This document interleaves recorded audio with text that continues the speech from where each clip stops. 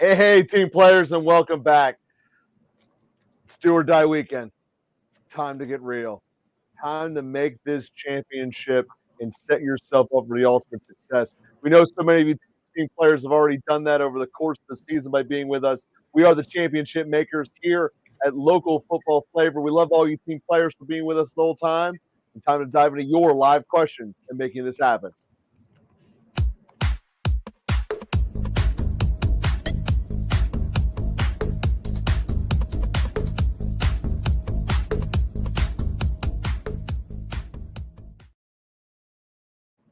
So yeah, Bob, clicking buttons is hard, but aside from that, how you feeling today? Oh, it's been cold all day, man. Super cold. So Not cold. about that life. Not a fan. Not about that cold life. No, man, the heater here wasn't working in the building today. Ooh. So we still had to work, and it was cold. My feet were cold. We were inside. Dude, it's gonna be like 15 Were the kids degrees in there tomorrow. with you? Yeah. It's gonna be like 15 degrees tomorrow. It's gonna suck. That should be a snow day, cold day off. Well, the heater came back working at like 2:00. So That's too late. Hey, do you have It's like- Monday off or Tuesday off, by the way? yeah, we did. Snow day, man.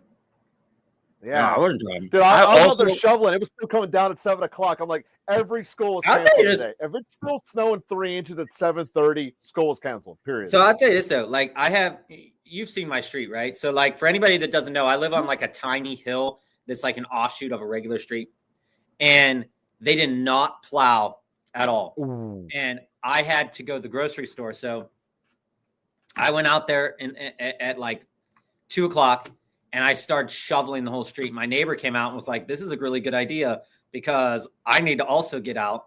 We both started shoveling the street together, and then we salted and everything, and it's good to go. But like, man, like, come on, City of Pittsburgh, let's do better than that. Speaking, Teamwork's supposed to make the dream work. Well, that being said, let's start, man. Hey, by the way, we put this one up early, guys. We put this up yesterday to give more time for questions as a little bit of a test, and we appreciate those of you who did put your questions up early. We got a full queue ready to go. This is going to be a power hour because I pretty much only have an hour to be able to be with you today, and we're going to crush this. So that being said, right. Steve, kick us off. So, Steve, right here, I actually, so I am not fond of kickers outside and cold either. And, you know, weather is a factor going forward in this part of the season. Out of all of those plays, I think the one there that makes a lot of sense is Loop. For the fact that the offense for the Ravens has been sputtering lately, but so has just in general the Steelers, as we talked about on Monday. And I think that kind of lines up to either a good kind of kicking day where there's going to be more opportunities for field goals. When we look at the weather in Pittsburgh for Sunday, it is supposed to be, or when we look at the weather in Baltimore on Sunday, it's supposed to be not very windy. It's supposed to be cold, but again, no big chance of precipitation. The temperature is going to be around 40 degrees. So like, I think out of all those kickers, I think that's the one that I'd land on out of that grouping of players. I'd stay away from McPherson and I stay away from Buffalo. They're supposed to be getting a storm of some sort. The wind is not going to be crazy, but the storm is going to come, and it should be throughout the game. But also, if there's out there, I would also look at Mevis from the Rams. While they probably are going to score a decent amount of touchdowns in that game, there is a good chance that because they move the ball, they're going to be in field position a bunch. So if you didn't want to go with any of those kickers and Mevis was out there for the Rams, I would pick him up over some of those guys. And I'm glad we did a kicker question first so that anytime anyone has kickers, I can say refer to the top of the show. Get it out of the way. So guys, right. We're going to save some of the deep dives that have been in here, and we're going to go through all these quick hits. We appreciate everybody joining us today. Which QB would you rather start between Nick, Goff, Love, and Brissett?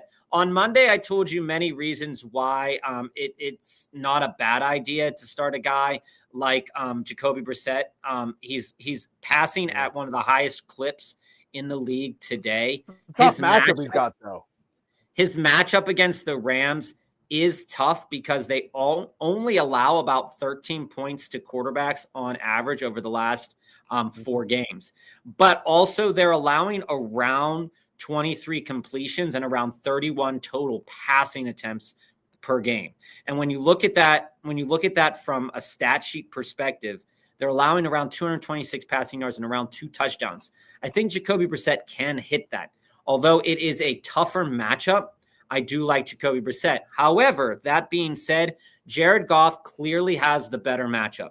The Dallas Cowboys over the last 4 games have been allowing more total points to quarterbacks than everybody else except for Tampa. They've allowed the most passing attempts, or one of the highest clips of passing attempts, and similar completions with more yardage. So although I don't necessarily love Jared Goff in general, I do think that they could lean a little bit on Gibbs, and that's the thing that with Arizona, they don't really have a running game as big as that to lean on. I think that Goff is probably the better play this week out of that grouping of guys, but I tend to do like Brissett a little bit more. But I'd go Goff or Brissett. And Jesse, I am also going to be on Team Goff. And one thing I want to point out in general about tonight's game, tonight is the only time Thursday Night Football is like week 1, where we don't need to worry about people being on short rest. Both these two played on Thanksgiving. This is a normal Sunday slate, if you will, in terms of outcomes to expectation. This and week 1 are the only 2 days when Thursday night should not be weird. And I think Goff is going to go off. Yeah, and to that respect too, he does really great against all the coverages that the Cowboys throw out. And honestly, like, Cowboys don't play defense. He's probably going to get 2 touchdowns fairly easily. The only question is how much Gibbs gets in this game. So I think he hits that marker of 2 touchdowns at least, with a bonus of potentially 3 or more. And I think that would be good. I don't think Love crashes that at all. And Nix might get there with a rushing touchdown, but I'd stick with Goff or Brissett. If you don't feel comfortable with Goff tonight, you can roll with Brissett. Steve, start 1 wide receiver and 1 flex. Worthy, Franklin, Adonai Mitchell, Marks, Charbonnet, full point PPR. So one of the things to keep in mind is that I do think that Xavier Worthy is going to continue to be an interesting play on a week-to-week basis. Yeah. One of the things about Houston is that Houston does have a pretty great defense. But one of the things to keep in mind is that, they're allowing around 29 total points to wide receivers over the last 4 weeks. And Rashee Rice is definitely going to be the guy that's on their radar. And the thing about Xavier Worthy is that although Xavier Worthy hasn't been getting a lot of points, he has been accumulating a good amount of targets over the last 4 weeks, 6, 5, 8, and 6. And he's caught a good bit of those targets each week. So he hasn't gotten that touchdown yet. This week can be the week where he gets that touchdown. So I do think that Worthy's an interesting play. I think Franklin's off the menu because he did get eclipsed. Agree with that. He did get eclipsed by Pat Bryant last week. And I think that's problematic when we're looking at it from do I want Worthy or Franklin? Now, A.D. Mitchell is going to be interesting over the course of the next couple of weeks. They did use him significantly. I think A.D. Mitchell has to be one of your people from this list. Yeah. I mean, he's the number 2 receiver. He might be the number 1 receiver there now. And the thing is, Miami over the last 4 weeks has been offering around 7 targets to wide receiver 1s. So when I look at it and I say, I do want Worthy, and I probably am going to play A.D. Mitchell. Marks. And I think that's the answer here. Marks is so, off Bob, the menu. knowing how many questions we had kicked up from the beginning, we got to really go fast on the quick hits. Marks is off the menu. Charbonnet would probably, but I'm going to say this, Joe. Out of all those players, Charbonnet is the most likely to score a touchdown just because of the way that they use him. Start 1 this week. Burrow, Nix, JD5, Darnold, or Trevor. Now, as we said Monday, Jason, Burrow is a guy that I am looking into this week, very much so. But the thing to keep in mind is that, again, the weather can change. Weathers can constantly change. But this game does have a good chance of snow, plus temperatures in the 20s. Okay? So this could be... That doesn't matter to me. I'm going Burrow all day until they're eliminated from the playoffs. This could be a downgrade for that. Also, Trevor Lawrence is probably going to be playing in bad weather as well. So keeping those two things in mind, I still favor Cincinnati, but if that weather gets bad, I would probably pivot to Seattle because the Atlanta Falcons defense has not been exceptional to any capacity over the last several weeks. I lead Cincinnati. I see a coach who can't adjust, and his game plan is let Burrow do whatever he wants. Burrow's going to throw 40 times, regardless of the weather. Go with Burrow. Final thought on that, though, on Sam Darnold for that question. If you recall, a couple of weeks ago, we were talking about Sam Darnold and the instances in time that make it a good time for Sam Darnold. Over the last 4 weeks, Atlanta is in the top 3 of pass attempts allowed, top three in pass completions allowed, number 1, and 3rd overall in yardage allowed. Okay, so that Atlanta's to be had. They're imploding. That paints a really good picture for Sam Darnold if you want to play Sam Darnold and are nervous about the weather with Joe Burrow. Start 4: Vidal or Hampton, Neal or Kamara, Knight or Carter or Amon-Ra. Give us this one on Monday, Jason. Monangai, Tesla, Tom Kennedy, John Mechie, Wicks, and Byrne. Here's the interesting thing, Jason. I was just looking up before the show went live. I was just looking up that Tom Kennedy. And I find it to be really interesting in terms of his target share in comparison to Isaac Tesla. And I do think that Kennedy could be a very interesting play tonight. He got usage last week. And while that usage wasn't incredible by any stretch of the imagination, I do think it's going to be more incredible than the Saints. I do think it's interesting where he played the majority of his snaps. So the majority of his snaps were played close-ish or near to the slot. And so I would say that Kennedy would probably be the guy that I would go with here. Doesn't have the name recognition, did catch a touchdown. And I think that that's interesting to me because if he's taking Amon-Ra's spot, Dallas doesn't defend that well at all. So it would be Kennedy for me as one of the 4 guys off this list. Monangai, assuming healthy, he's definitely the next guy on this list. I know the matchup isn't super incredible by any stretch as well, but also it's one that they're probably going to have to run the ball in order to keep Love and Jacobs off the field. So while it's not an incredible matchup, they are offering about 27 rush attempts to running backs over the last 4 weeks. That split right down the middle is perfectly fine for the Monangai Swift debate. So it's going to be Kennedy. It's going to be Monangai for me, assuming Kennedy is going to assume that role of Amon-Ra. For the fact that Jason has to have 4 here, Kennedy is certainly one. Because you're starting Monangai, no questions asked. You're starting one of the Chargers, no questions asked. Obviously, if Marian's starting, you're going with the Marion. You're starting whichever one. With the Saints. You're going to start whichever one is the healthiest one out of that running. Well, he says or, so I'm just assuming he's going to do the health. So you're going to go with one of the you're going with at least one of the Chargers running backs. You're going with Monangai. You're going with Kennedy, and I do not recommend ever leaning into the Chargers backfield.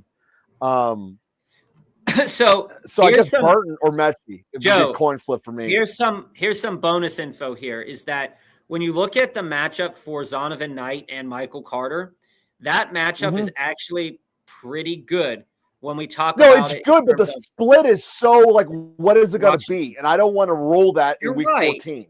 You're right. But again, it's about 26 total rushing attempts that they should get in this game. Now, picking the one that's going to get the most or the money carries is going to be a little bit harder to do until you know how the injury situations are going to shape out. And that's why I'm saying avoid it. I think you could favor. Clearly, this is a waiver wires question. I would rather pick up Kennedy and get Burden, and even though it's two bears. I'm on Kennedy, Monangai, one of the Cardinals running backs, and one of the Chargers running backs. The Chargers, whoever's healthy. And similarly to the Arizona Cardinals, Knight or Carter, whichever one of those is healthier. I think that they're both going to get a good amount of looks. Burrow, Love, or Trevor this week, Jason? It'd be Burrow for me, assuming the weather is not terrible. But again, I'm not pivoting into Love. So I think for you, it's going to be Burrow anyway. See, I'm all in on Burrow regardless.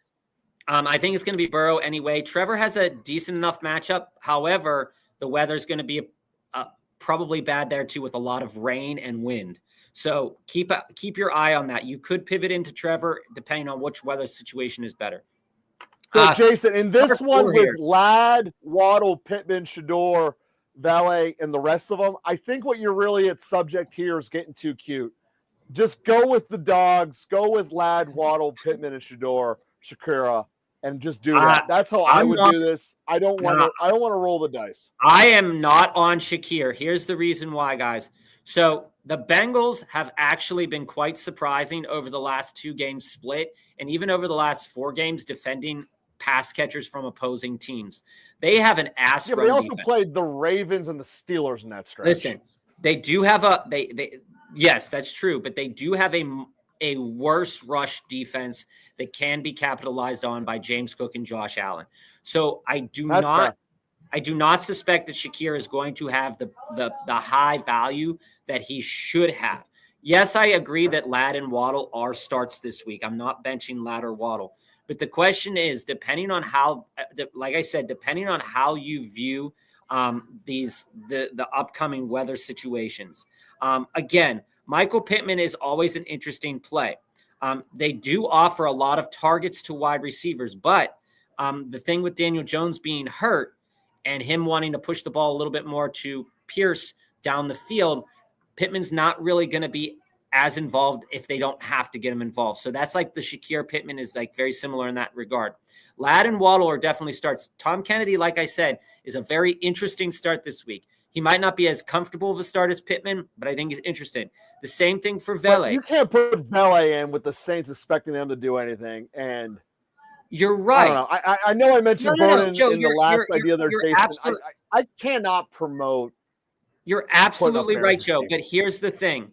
Over the last 4 games, Tampa has allowed on defense 290 passing yards. So if Tyler Shook can get to 220, 230, that's going to be Juwan Johnson, Chris Olave, and Deshaun Valet. I don't think Valet is an exceptional play this week by any stretch of the imagination. Do not get it twisted there. But the last 2 weeks, he had 7 targets and 8 targets. That is enough to be worthy of starting. So for that reason, I'm on Ladd, Waddle, Valet, and Kennedy because of the presumed target share. Again, guys, the presumed target share could shift on a game-to-game basis. This can happen. But the opportunities are there, and if those yardage totals can be there, and they're gonna I'll give you Kennedy over Shakur, but I'm keeping Pittman in, Jason. Monangai, man. I think Amon, welcome back. Monangai is he's a dude now, and Sharps is, and they're both in shares. But the thing that we've been putting out for the last couple of weeks, maybe even months, is that the number one best thing Chicago did was they realized that Caleb Williams cannot help them, and they were leaning on that running game to solve it. Monangai is a much more critical piece of the puzzle than Sharps. You're going to get better volume. You're going to get better results. Go with Monangai. Yeah. Like I said, both of these guys have a chance to score a touchdown. I like Monangai better. The matchup is better. Despite Atlanta being like 32nd against the run, the stats don't really back that up. Start 1. Ertz, Dallas Goedert, Mason Taylor, Waller, Otten, Theo Johnson, or Evan Ingram. Joe, how do you fall in the tight end debate this week? So I get the Waller return, and everyone's all happy about that, but I still think he's a shell of what he was. Mason is pretty much the de facto 1A, 1B target share getter. And they actually came to life in New York. It was weird. The Jets not really. I mean, decent. He's gotten over the last weeks a typical target share for tight end, 5 and 4, but he doesn't do anything with them. So I think all of these are just blah options. So it's whichever one. I think your best chance of flavor of the week is going to be Taylor. Because Ingram, you cannot rely upon a Sean Payton tight end, and the rest of them all have equal warts. I would probably go with Taylor. At least he's young and have upside with a team that's trying very clearly to develop young talent. If I were you, I would see if available, if Dalton Schultz was available. If he's still out there, that would be way more interesting to me than that. And to be honest, Waller's interesting enough. I think that because of potential tight end touchdown upside with both Waller and Ertz, that those are the guys that I'd kind of get to, because I feel like all of their target shares right now are pretty diminished. Ingram had a great week last week, but I don't know if that's going to be something, the things to come. And Theo Johnson, is on bye. So like, I think that I'd land with Jaden Daniels back. I'd probably land on Ertz, to be honest with you, and just going where the chips. Certainly the best quarterback of the bunch. There's no doubt about that. Currently have Burrow and Jones for playoffs week 16, 17. And guys, if you're putting questions in the chat, we do get to all the questions in the chat. Do not worry about it. Joe has to leave at like about 4:50, but I will be here. Do not worry. Currently have Burrow and Jones for the playoffs week 16 and 17. Which 1-2 quarterback is good for those 2 weeks? Burrow, Jones, Goff, Brissett, or Darnold. When we look ahead to week 16 and 17, Brissett's going to draw the Falcons, which again is going to be a phenomenal matchup, assuming Kyler Murray doesn't come back and start. And week 17, it draws the Bengals, which isn't as good of a matchup as previously wanted to have. It's still good though. Goff similarly draws the Vikings week 17, which is a much better matchup right now than it has been in the past. And then week 16, they draw the Steelers, which is a good enough matchup right now for Goff. And that's going to be at home. I still think that Burrow is going to be a great get right here. So, I mean, I'm still on the Burrow train for weeks 16, 17. But I am really, really looking forward to how, if Jacoby Brissett continues to play, if Jacoby Brissett plays against the Falcons, I think that's going to be incredible because you don't have to worry about the weather in that game at all, and you don't have to worry about the weather at the Lions game at all either. So I'd go Goff or Brissett there, Joe, to pair with Burrow. Which one do you like better? I mean, I love Brissett. He's been on my list of having for the end of the year this whole time. So Brissett's definitely where I'm sitting. That's fair. Start one out of this grouping of guys. It's very much kind of how I felt before. AJ Barner has the better upside matchup out of that grouping of guys. But the problem is that his target share has fluctuated pretty drastically.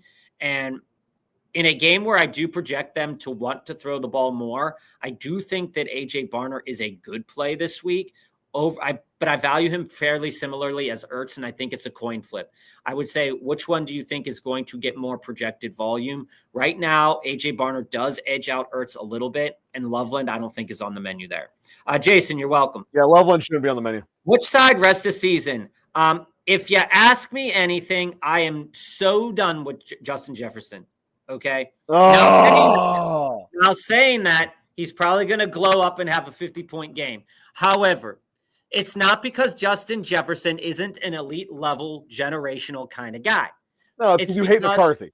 It's because his quarterbacks have been absolutely awful. There is nothing to like about JJ McCarthy. There's nothing to like about JJ McCarthy's play style, and everything that I said, and I might be wrong sometimes, but everything that I said during best ball draft season about JJ McCarthy's projected value was absolutely 1,000% true. You nailed McCarthy. There's no doubt about that. He was only being buoyed up because of Justin Jefferson.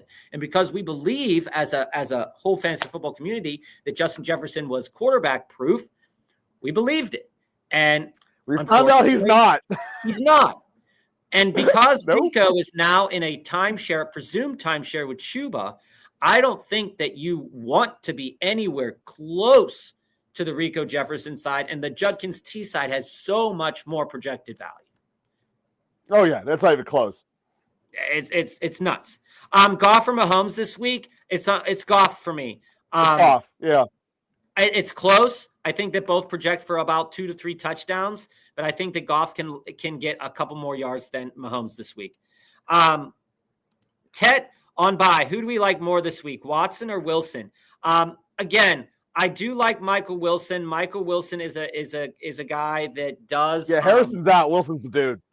That does project well. I think that when you look at Wilson, he's going to be a high-end player this week. But I do also like Christian Watson on a week-to-week basis. What makes him different is that he's able to get over coverages. And while the Bears are not the best against wide receivers, they're also not exceptionally terrible. So I would tend to lean a little bit on Michael Wilson there in a game where they're going to pass a lot. The Bears against Christian Watson, they can run that clock out. And this game, to me, the Bears Packers game is a game that could just be a lot of runs and then a pop over the top to Odunze or whoever's playing. Odunze was hurt this week. So I'm on Michael Wilson. It's close because I think that Watson does have projectable touchdown upside. Woody or Gainwell this week, Joe? How do you feel about that? Ugh. I'm going Woody for sure. Now, granted, the whole reason I'm going for that is because the Steelers don't run any plays. And I don't think that that's going to change in Baltimore. I also think that there's a very good likelihood that the Steelers don't score a touchdown in Baltimore. So keep your head on a swivel, though. Woody was on the injury report. There's projected to be about 20 attempts. I mean, obviously, it's assuming health. Yeah, but assuming they both play, I go with Woody. Woody's a good play in comparison to that. Kittle on bye. Who's the better upside play, Strange or Juwan? Strange is a great play this week. Dude, CC, it's so interesting that you did that because I'm literally having this exact same debate. And for our league, we do the trade deadline when the playoffs start. So I have Strange on my bench, and I'm sitting here wondering, should I go pick up Juwan? And it's a debate I'm still contemplating, but ultimately, in my case, I'm going to go with Strange. And the reason I'm leaning that way is really because I don't have to pay for him. But in your case, it's a pure toss-up between the two of them.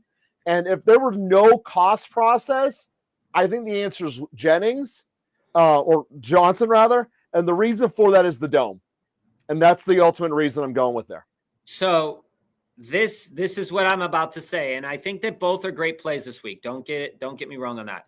But I think that Juwan is a better play because there is potentially more projected volume to go his way because of the compartmentalized target share and the fact that there's no weather involved. There's a good chance that Juwan Johnson is just going to continue to get 6, 7, 8 targets a game.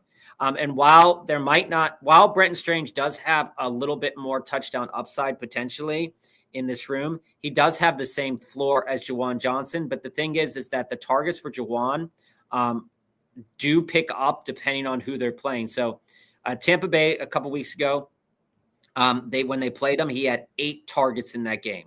Okay, so they're playing them again this week. Will they play him a little bit differently? I don't know. But I do think that Juwan is the better play out of that grouping of guys. With Amon-Ra out, is Tesla in the flex over Travis Etienne getting too cute? I think that gets too cute.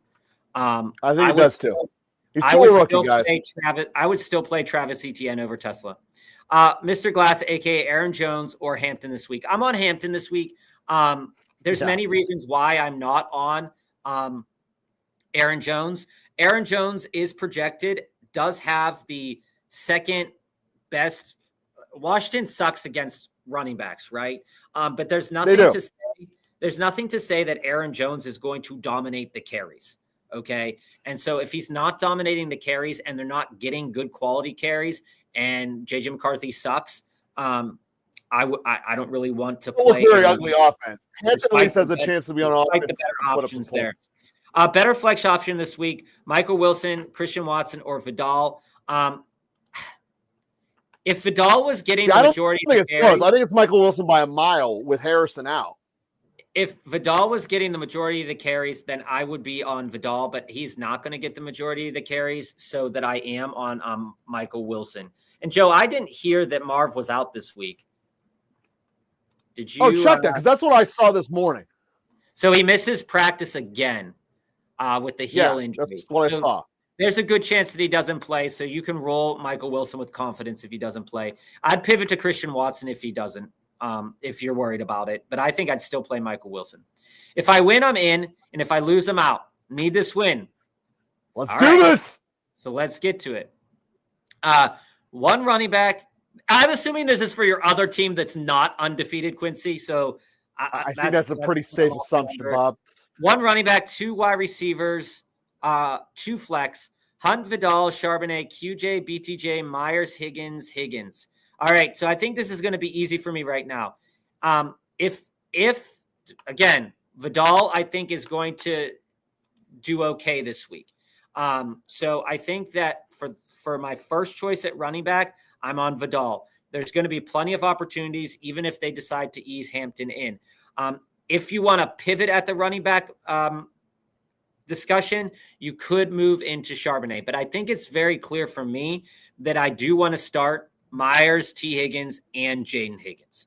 So those guys are definitely in my starting lineup this week. You might get burned by the weather in T. Higgins and Jacoby's game. So be aware of what that's going to look like. And I think that you got to roll with it, dude. And I think that I'd be on Vidal and Sharps on the other 2 plays, on the running back and the other flex play.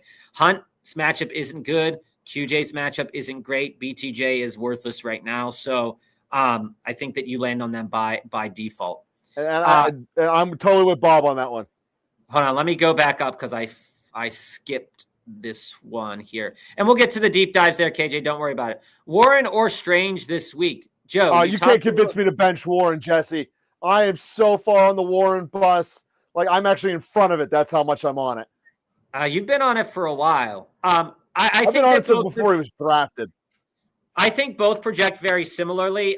He was sick last week. He got less targets last week. I think that he's going to do better this week. It's a great matchup for him. Mm-hmm. A slightly worse matchup than Strange, but I think overall it's going to be a good matchup in general. So I'm rolling with Warren this week. Better tight end play, Ferguson or Stranger Danger. Out of this grouping, it's Strange. However, like I said, the weather's going to be shit, projectably. So I think that if you're worried about that, you can move yourself into Ferguson, but the Lions do play the tight end fairly well. So I think the other part of it is I'm going with Strange because you can't do anything with the weather because Ferguson plays tonight. Yeah. Who to start? 2 different leagues, Bowers or Strange, and Fannin Jr. or Strange. So I'm on Bowers. Man, does everyone just want some Strange right now? Well, he played well last week. I'm on Bowers. Again, the last time we saw Bowers play against Denver, it wasn't a great matchup. But over the last 4 weeks, Denver has not played well against tight ends. And they are offering over the last 4 games around 19.45 fantasy points per game and around 12 targets a game. I think that they'll have found a way to get Brock Bowers involved.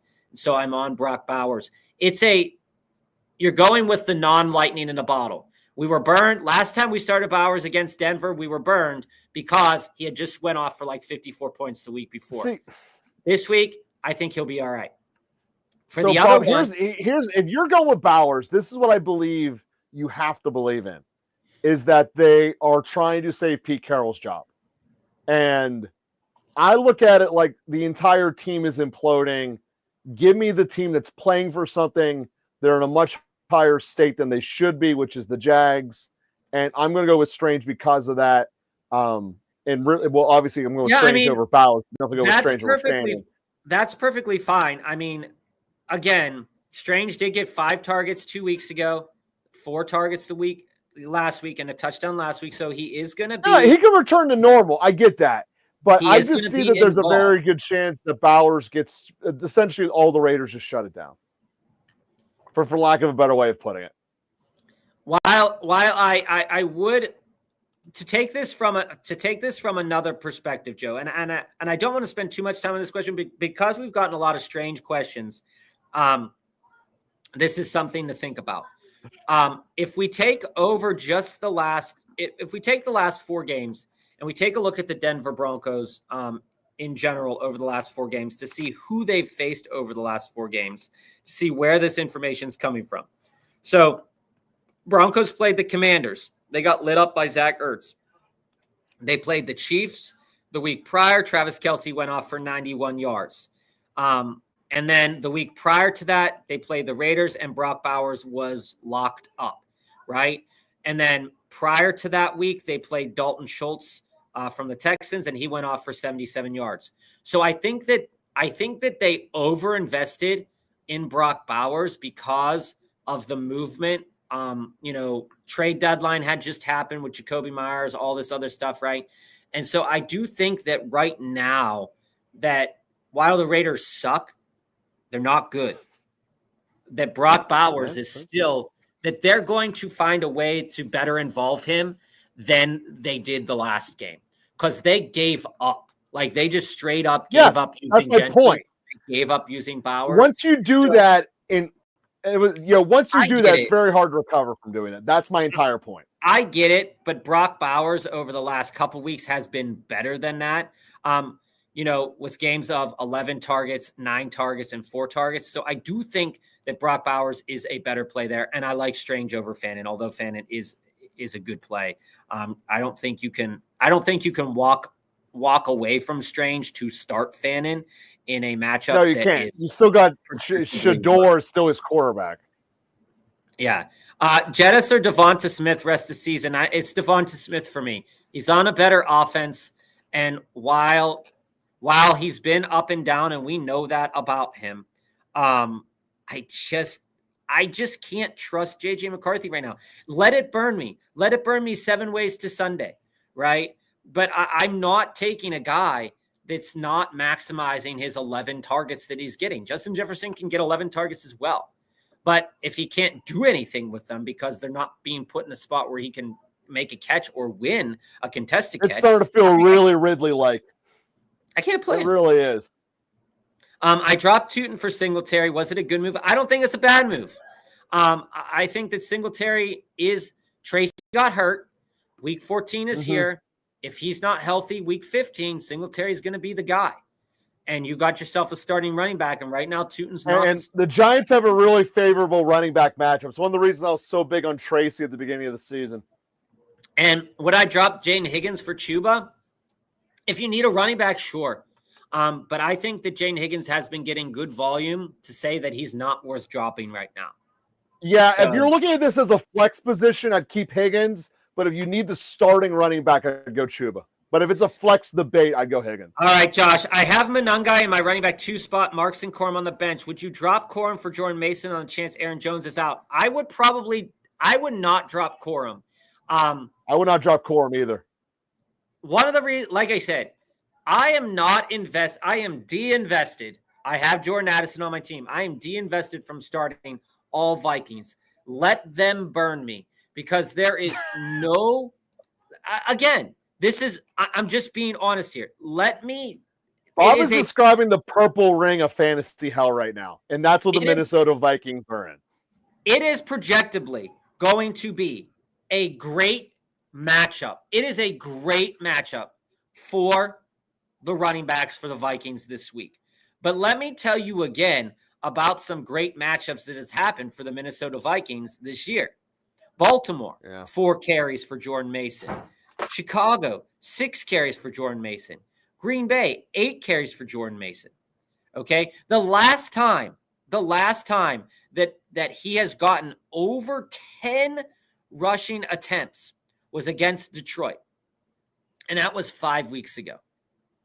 That is the death knell when Carson Wentz basically was dead. Okay? So while Aaron Jones and Jordan Mason have the best projected matchup on the entire slate, Thursday to Monday, do you trust that volume is going to be good? And do you trust that they have the chance to potentially break one off for 60 yards? Because that's going to be what needs to happen. If you want to invest in that, sure. But you should invest in Blake Corum because Blake Corum has the second best. That's right. He has the second best projected fantasy points per game on the slate. Arizona Cardinals. If Kyren isn't playing, Corum is starting for you. Okay? If Kyren isn't playing, Corum is starting because he has a massive projected volume in a way better matchup. So no, I am not dropping Corum. and I'm not dropping Marks. If you wanted to drop Marks, you could, but I'm not. Stay away and let it burn somebody else. Okay, let it burn somebody else. Don't let touch it burn. Start one: Lamar, Jane Daniels, or Brissett. I think out of all those guys, the only player you can trust right now is Jacoby. I think it's unfortunately that's the case. Wow, this is a weird world, Bob. It's weird.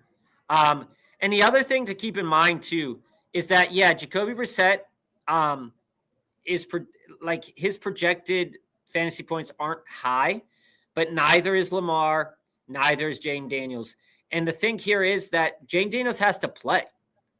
He's not slated to play just as of yet, from what I have seen. Yeah. So I think you lean on Brissett a little bit, and that's maybe Lamar comes alive this week. But do you want another 6 points? Like, that's the thing. Like, Lamar's burned me. He's burned you. I know Quincy. So, like, that's the other thing to keep in mind. You're so bitter about Lamar. The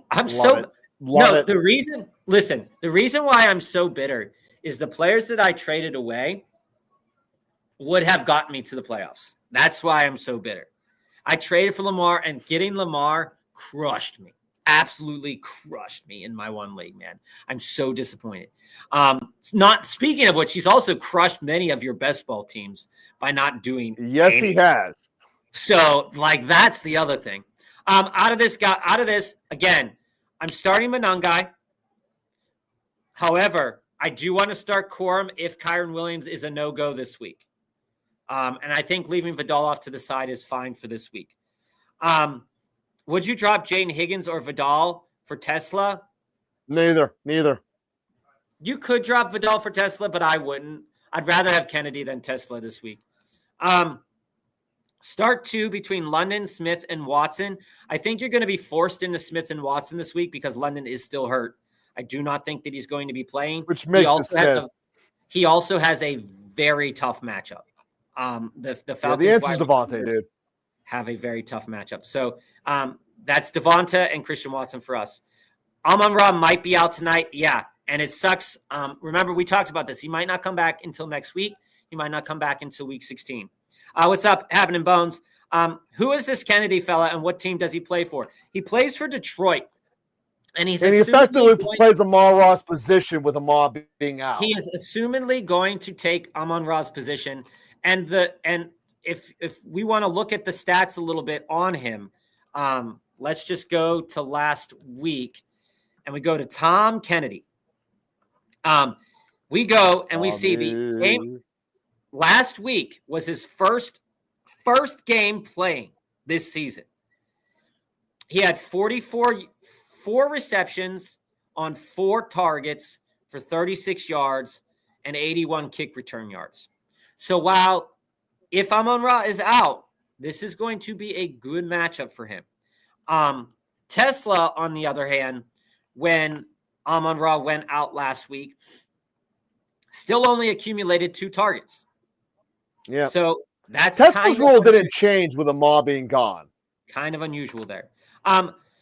RGQ, I need help starting 3 wide receivers, 2 running backs, 1 flex. Well, you're off Amon. It's going to be Nico. It's going to be Higgins for me out of those 2 wide receivers to start with.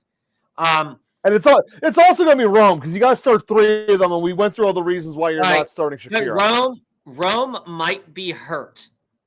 So if then it solves itself. We don't have an issue with those 3. Well, if Rome is hurt, I might want to pivot into Worthy, to be honest with you. Over Shakir. You're that far down on Shakir. Yes, I am this week. Now, in terms of your running backs, I think you're going to be forced into playing Judkins and Monangai. Because Kyron might not be healthy. You might be forced to play Judkins and Monangai. And quite frankly, if Kyron's healthy, those are your flex. That's your flex, too. If Kyron is healthy, then you're playing all 3 of those running backs, assuming that Amon-Ra is a no-go tonight. And then looking at the other players on the waiver wire, out of those guys of who I'd want to pick up, Chris Rodriguez is interesting enough. I'd rather go with Godwin than Rodriguez. No, listen. The Vikings over the last 4 games have been allowing 30 rushing attempts to running backs. Okay. Chris Rodriguez had 11 Well, that's carries because last they get down so early. I'm not sure carries Washington can get them down that and much. I'm not sure the Vikings can even score points. Oh, that Washington defense is bad, dude. That might be the worst game to watch this whole weekend. Anything. They can't even right there with Steelers Steelers Baltimore. Like, just don't watch those two games. I'll say this. If JJ McCarthy throws for 280 yards and 3 touchdowns this week, then the world doesn't exist. Because, yes, Washington is that bad, but he is also bad. Guys, if I don't see you on Monday, it's because JJ McCarthy threw for 280 yards and 3 touchdowns. Right? Like, if you want to pivot into somebody out of all of those guys, so, for example, if you want to start Nico and Jaden with Rome or Shakir, that's fine, knowing that Amon-Ra is probably not going to play tonight.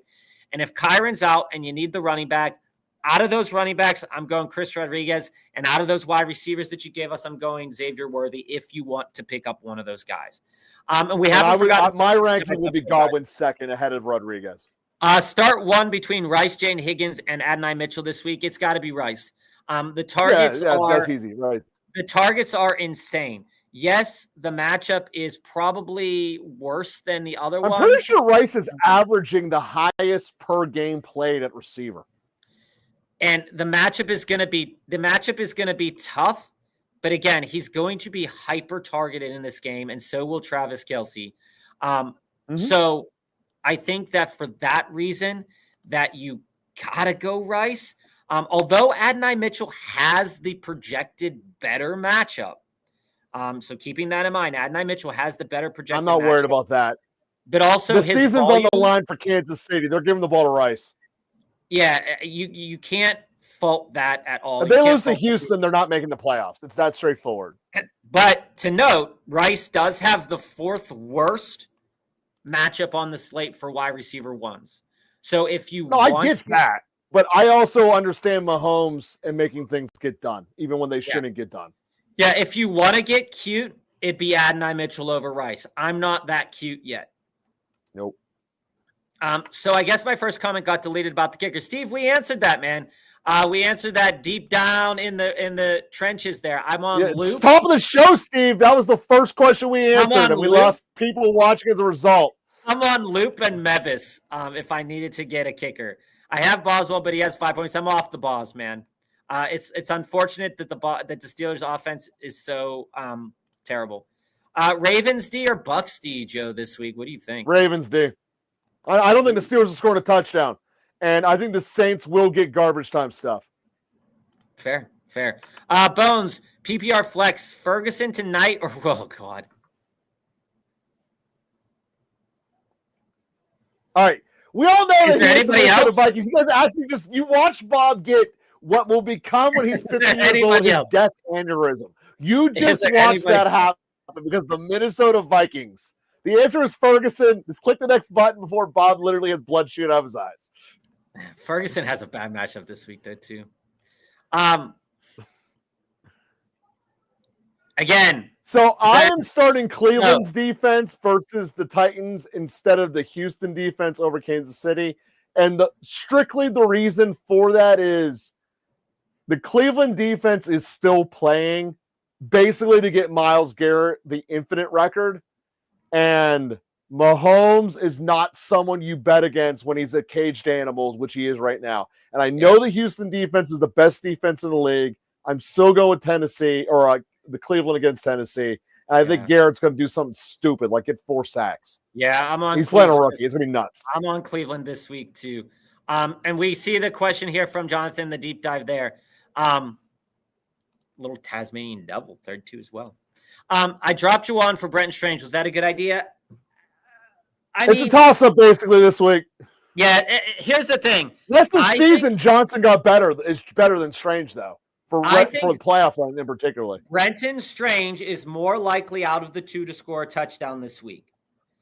But I like Juwan Johnson's volume more. So however you view that situation, I think that there's 2 ways to view it. So, Brenton Strange probably has a higher ceiling than Juwan this week for that reason. So, yeah, it's not a bad call. I'm starting playoff-wise, Juwan's much better rest of the season. So Steve said he's starting Waller out of the grouping of players here. If London doesn't play, should I pick up Pitts and play, or on waivers is Ertz, London, Taylor, and Barner? So again, basically it's coming down to Taylor or Pitts. So again, I like Ertz, but again, Kyle Pitts has one of the best matchups for tight end ones on the slate. And last week he got 8 targets. The week prior he only got 4. The week prior to that he got 3. So what this really means for me though is that if you're starting Kyle Pitts, you have to believe that Kirk Cousins is going to be capable of passing the ball against this Seattle defense. And you're talking about teams that have quit already. Atlanta is certainly on that list. Personally, I don't feel like he is going to do well. When I look at the slate of games, yeah, he could have a lot of passing attempts, but the yardage totals are going to be really yucky. They're going to be really low. Yeah, but Steve, your fundamental problem here is you shouldn't be starting 2 tight ends. If you're starting Waller, that's fine. Go get a better player at the waiver that doesn't play tight end. And I like Ertz well enough. But again, there's going to be plenty of passing attempts against Seattle, but will they be good passing attempts is the best question that you can ask yourself. And I don't think that is something that's going to be true. Need a defense to start this week. Tennessee, Kansas City, Washington, Miami, or Philadelphia. For everything that I have said about Minnesota, Washington does have one of the worst defenses in the league. They do. I think that Minnesota is that bad that I would be cute enough to start Washington's defense. And my cute answer is Tennessee, because anytime you can give me a defense that's playing Shedeur Sanders, I will sign up for that in a second. Yeah, and I know Tennessee's defense is the least talented of all those units. But it's not even close, actually. But Shedeur's that bad. The interesting thing about Tennessee's defense is that, yes, they give up a lot of points, but they do get some turnovers. So, Washington, I don't know if they cause a lot of turnovers. They can get a pick 6. I think it's interesting. Shedeur's out there. I'd be on Tennessee or Washington. It does sound cute, but again, I think that the offenses that they're playing are pretty bad. Those are some cheap DFS plays, too. Bench JJ for Harvey or Evans if cleared. I'd probably land on Harvey out of that grouping out of those 2 guys. Harvey's matchup is strictly in the middle. But the Raiders do let up about 20 attempts. I know you just said all this hate from Minnesota. You can't bench J. Jeff. No. Period. He said Evans. No. You can bench J. Jeff. And I think that RJ Harvey is a player that you can bench. J. Jeff for Harvey or Evans. Yeah, and I'm saying Harvey. I would not bench him. I'm not there yet. Bob's there. I'm not at benching J. Jeff yet. Joe, I get where you're at. And I'm riding this all the way to the ground. He was my first round pick, damn it. I am doing this. You can take a victory lap on Monday if JJ McCarthy plays well and Justin Jefferson. You just told me it wasn't going to exist. Like the second that he gets that 280th yard, we're all going to fade away like Thanos. Let me tell you, since the death of Carson Wentz on the field here as the starting quarterback for the Vikings, we have 10 targets, 4 receptions, 8 targets, 5 receptions, 5 targets, 4 receptions, 5 targets, 2 receptions. The yardage total over the last 5 weeks does not come above 110 yards. I am well aware of that. I am not fighting you. Actually, if you count his interception yardage, he definitely gets there, though.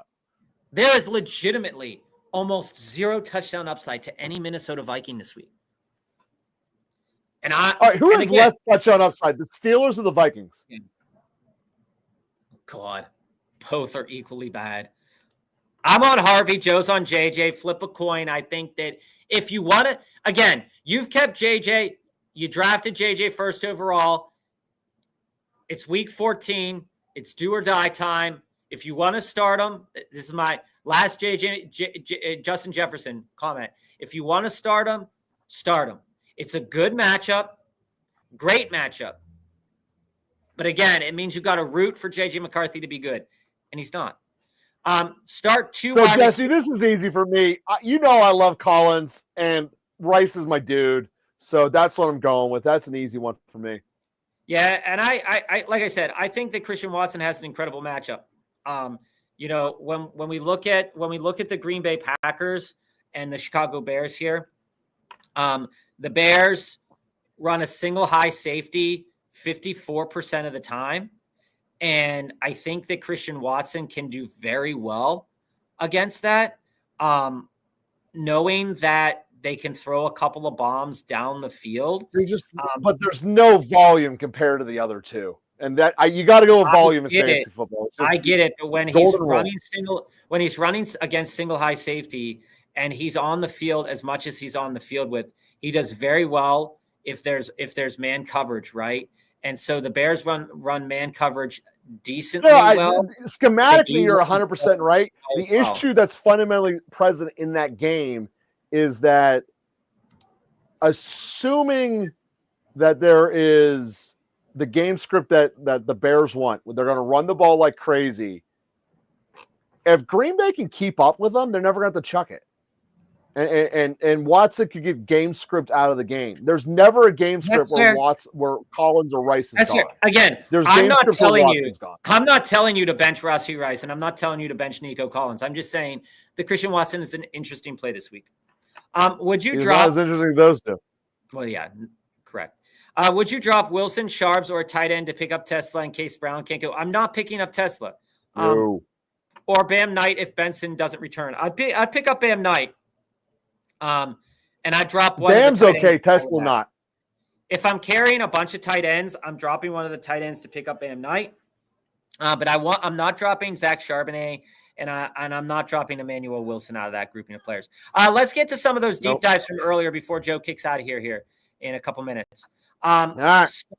Start three out of these guys: Cook, Bijan, Judkins, Harvey, Hampton. So I'm going to start with Cook. Okay, that's a first world problem, baby. Love it. Cook has an incredible matchup. And the weather just makes it better. The Cincinnati Bengals have allowed over the last 4 games one of the highest yardage totals of any defense. The 2 higher ones are the Saints and the Falcons, and that's the reason for maybe Zach Charbonnet if he were to get a full complement of carries, right? But when I look at James Cook, I see a team that the Bengals cornerbacks and defensive backfield has been playing a little bit better recently. But what hasn't? Trey Hendrickson is out. Osai has been getting a good amount of work. But again, this defensive line is pretty terrible. The linebacking core also pretty terrible. So I think you have to lean on James Cook in this game. And this could be one of those James Cook games where he has a glow up. He had 32 carries against the Steelers, guys. 32. This coaching staff understands how to win games. The Steelers defense sucked. He had 17 against Houston, 16 against Tampa, and 13 against Miami.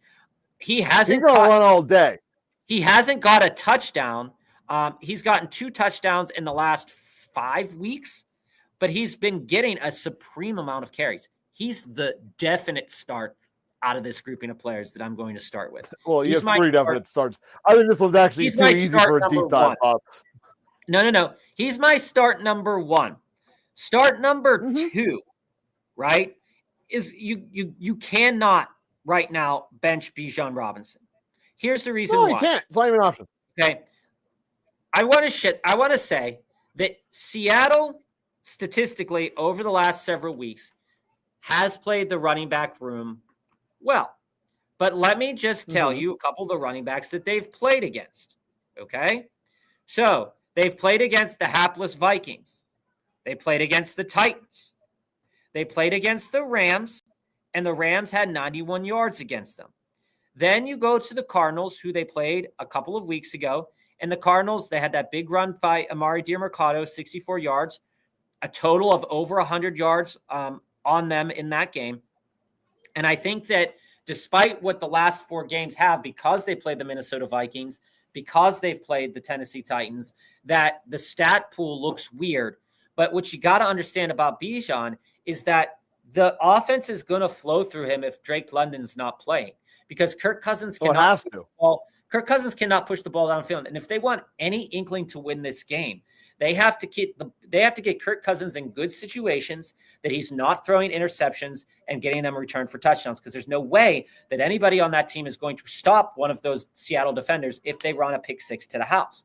So you have to start Bijan, despite the matchup being the worst one on the slate technically for running backs over the last 4 weeks. You cannot bench Bijan because he is the bread and butter. Just like James Cook is probably going to run 26 times, Bijan is probably going to get 26 total touches in this game. So for that reason, those two players are the elite elites out of this grouping of players that you would want to start. Okay. Now, for these other guys, it's kind of a toss-up for me. I look at this and I say, on paper, I really like the way that Judkins could be. But the problem is that I don't fully believe in Shedeur quite yet from a statistical standpoint. And typically speaking, when Judkins is doing well, he's going to get a good amount of carries. And now they do cover him up, Shedeur up, with Judkins fairly well. Now going on, Harvey's matchup on the slate is one of the better matchups on the slate, because the Raiders are allowing around 20 attempts to RB1s with around 85 total yards and around 1 touchdown. Okay. Now, Omarion Hampton is going to get, so the Eagles allow a good amount of targets to running backs and a good amount of rushing attempts to running backs. And I think for that reason that Judkins starts to climb lower on my list now, because of the way that Harvey and Hampton could be utilized in this game. So for me, I'm going to be on Cook, Bijan, and Harvey because I think that the Raiders overall are not a good team. I could see picking Judkins and Hampton. It's a first world problem choice to have here, Jesse. But I'm on Cook, Bijan, and Harvey out of this grouping of players. How do you feel, Joe? So obviously the first two are givens.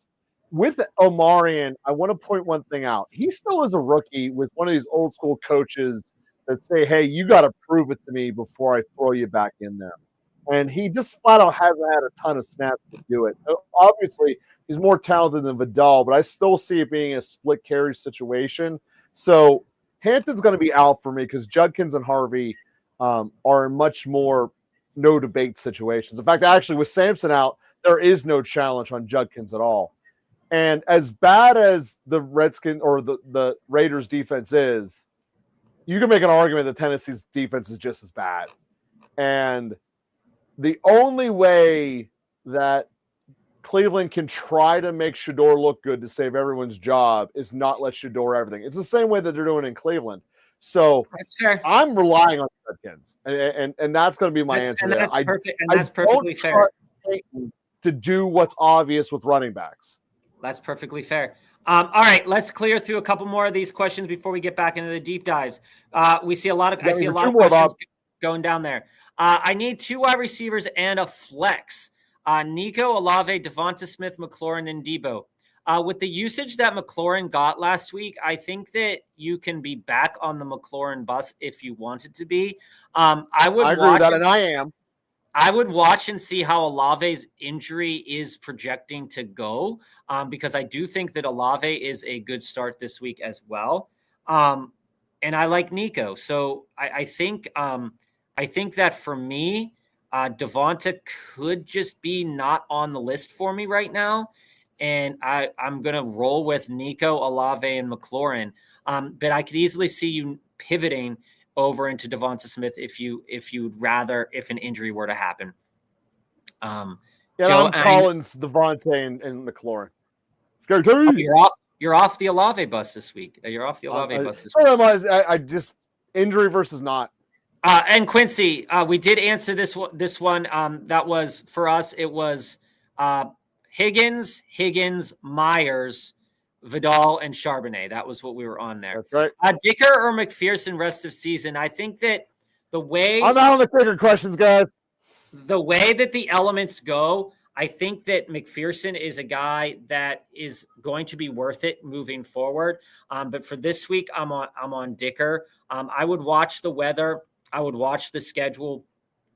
Week 15 here, the Bengals are playing at home. Week 16, the Bengals are playing at the Dolphins, so that's going to be okay for McPherson.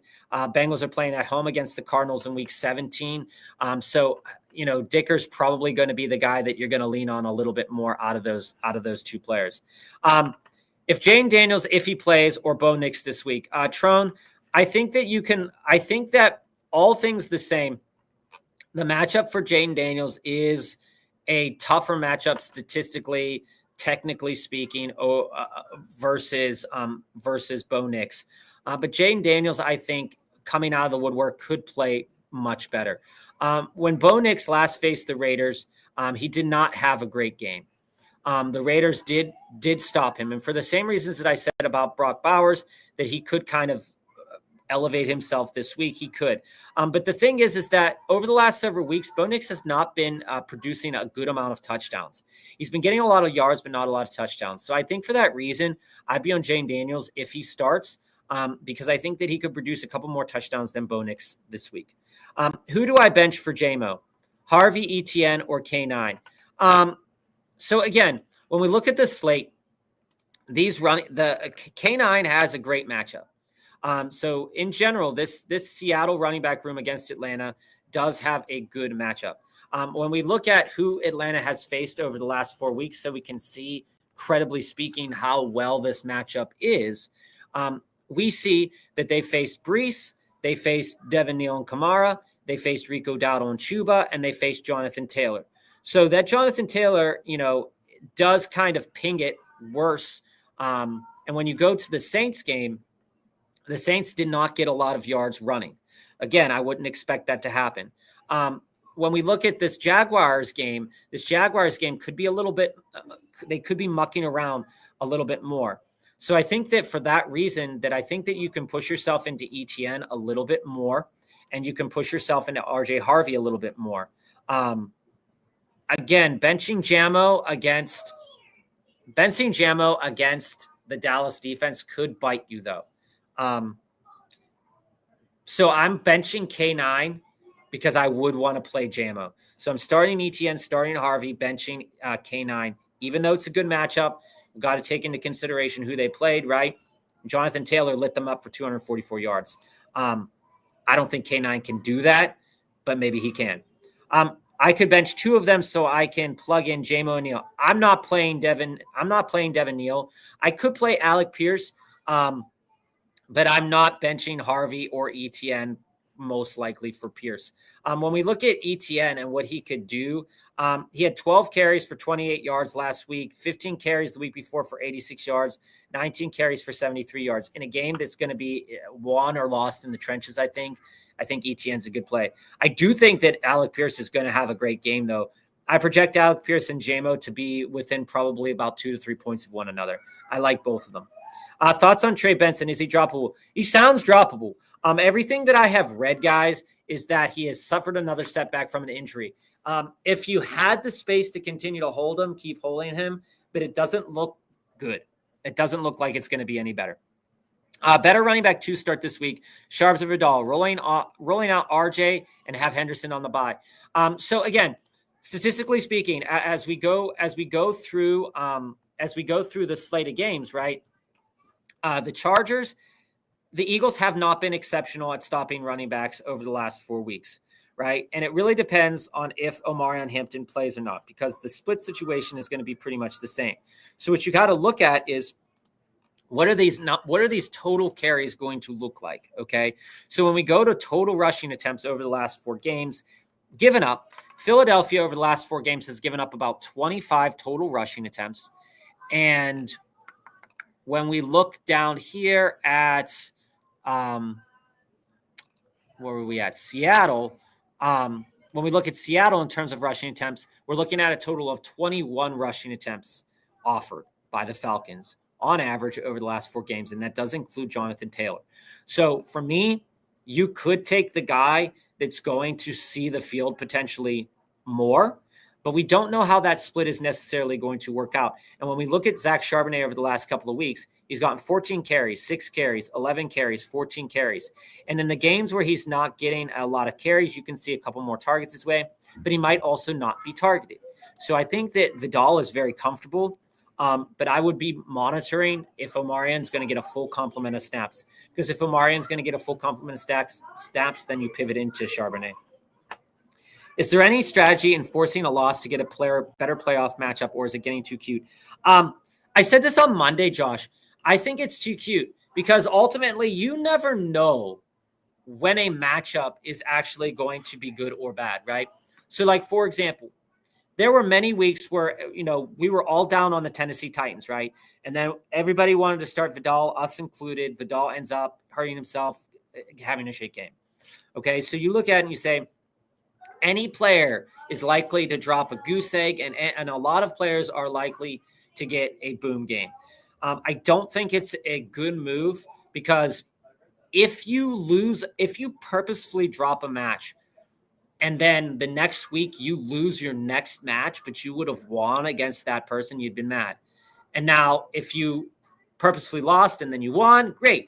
But the outcomes, they're so varying, right? And so, like, my choice would be, what would you be more mad if it happened? Would you be mad if you lost and then you lost the matchup next, or would you be more mad if you won and then lost the next matchup? I think that's how you got to take it. Would you trade Kenneth Walker for Rico Dowdle? I have Javonte Williams and Jalen Warren. Would I have done that weeks ago? Yes, I would have done that 5 weeks ago, 4 weeks ago. Right now, I'm not confident in taking that trade. Because right now what we see is a situation that could be very similar coming down the stretch. Rico was not getting in on the passing down work. Chuba seems to be a better blocker. The Carolina Panthers do want to run more. But I do think that is going to be tough moving forward for the Panthers. The Panthers face the Bucs week 18, which doesn't really matter for you. The Panthers then also face in week 17, they face the Seahawks, who, like I said, have a decent enough rush defense if given the opportunity. They face the Bucs again in week 16 as well. So for me, and then we look at week 15, they face the Saints, which is a better matchup for the running backs involved. If you look at it and then you look at Ken Walker, you're looking at similar situations. So I think I'm going to stick with Ken Walker there, even though I do like Rico Dowdle better as a player. Tesla over Higgins, no thank you. I'm still starting Jalen Higgins. I'm still starting T. Higgins over Tesla. And it might burn me. It might burn us. But again, I don't think that, again, coming out, they're going to give him more volume this week, but that does not necessarily mean that it's going to be, where we want it at from a fantasy perspective. Ravens, Jags, or Commanders defense this week. I think you can lean a little bit on the Jags defense this week. Knowing that there could be some inclement weather and knowing that Daniel Jones is a bit hobbled, I think you can lean on the Jags this week. I don't think it's an exceptional matchup by any means. And Joe will have told you that the Ravens is a great matchup. The Steelers suck. The Steelers offense is terrible. It's in shambles. The Ravens can get some turnovers. So the Ravens would be a good team to lean on this week. I'd be on the Ravens with the Jags over the Commanders. Joe leans Ravens. I lean a little bit Jags. Stash Reed or Garrett Wilson? If I'm stashing one of these wide receivers, it's definitely Garrett Wilson. Jaden Reed doesn't get as much usage as Wilson will when Wilson returns projectably. Should I drop Alec Pierce or Trey Tucker to pick up a QB since May is out? Also, should I pick up Burrow or Love? I am dropping Trey Tucker. I'm keeping Alec Pierce because Alec Pierce is getting better volume. I'm dropping Trey Tucker, and I'm probably picking up Burrow. I'm only picking up Burrow depending on the weather, but I do like Burrow's matchups in week 15 or week 16 that we talked about. So Burrow would be it for me. Love is one of those quarterbacks that can be an enigma at times. He has a good enough matchup this week. But the thing is that Love last week threw the ball more than he's done over the last several weeks for the tune of 234 yards and 4 touchdowns. But we kind of knew that was going to happen here because of the way Detroit plays defense. I do think that Love wouldn't be a guy that I'd go after this week, and I would take Burrow, but I would watch the weather. Jane Brett Daniels has been upgraded to full participant in practice today. That is great. Still not a phenomenal matchup, but again, he does have that electric upside. Yeah, man. God, it was terrible. And Scatterboo for T. Higgins and HN. So, yeah, I know. Man, I'm telling you, man, I was so disappointed. I was so happy when I made that trade. I thought that the volume was going to be there. And then I could have just kept Matt Stafford and just held on to Breece Hall and Tyler Warren and Pittman. So disappointment. Tesla, Bam Knight, or QJ. Out of this grouping of players, I think I'm on Bam Knight. Looking at Knight and looking at Michael Carter, you can look at the Arizona Cardinals in a couple different ways this week. Michael Carter is the pass down catching back. And Bam Knight is one of those guys that does have some upside, assuming that there is Amari DeMarcado might not be coming back, et cetera, et cetera. He's going to get a good amount of carries, but not enough to really want to throw him in your lineup immediately. But they're going to be decently valuable carries because the Arizona Cardinals can move the ball. And I do think that they're going to be able to move the ball against the Rams, just like Carolina did last week. He's not going to get anything more than probably about 15 to 16 total touches. But I do think that that's going to be more than Tesla's total touches. So I'd lean a little bit on Bam Knight there. I know it's early, but which top 5 defenses would you start next week? So looking next week, who I would start, I would probably, again, I'd be on the Giants over the Vikings. I don't think they're an exceptionally top defense, but I would be on them over the Vikings.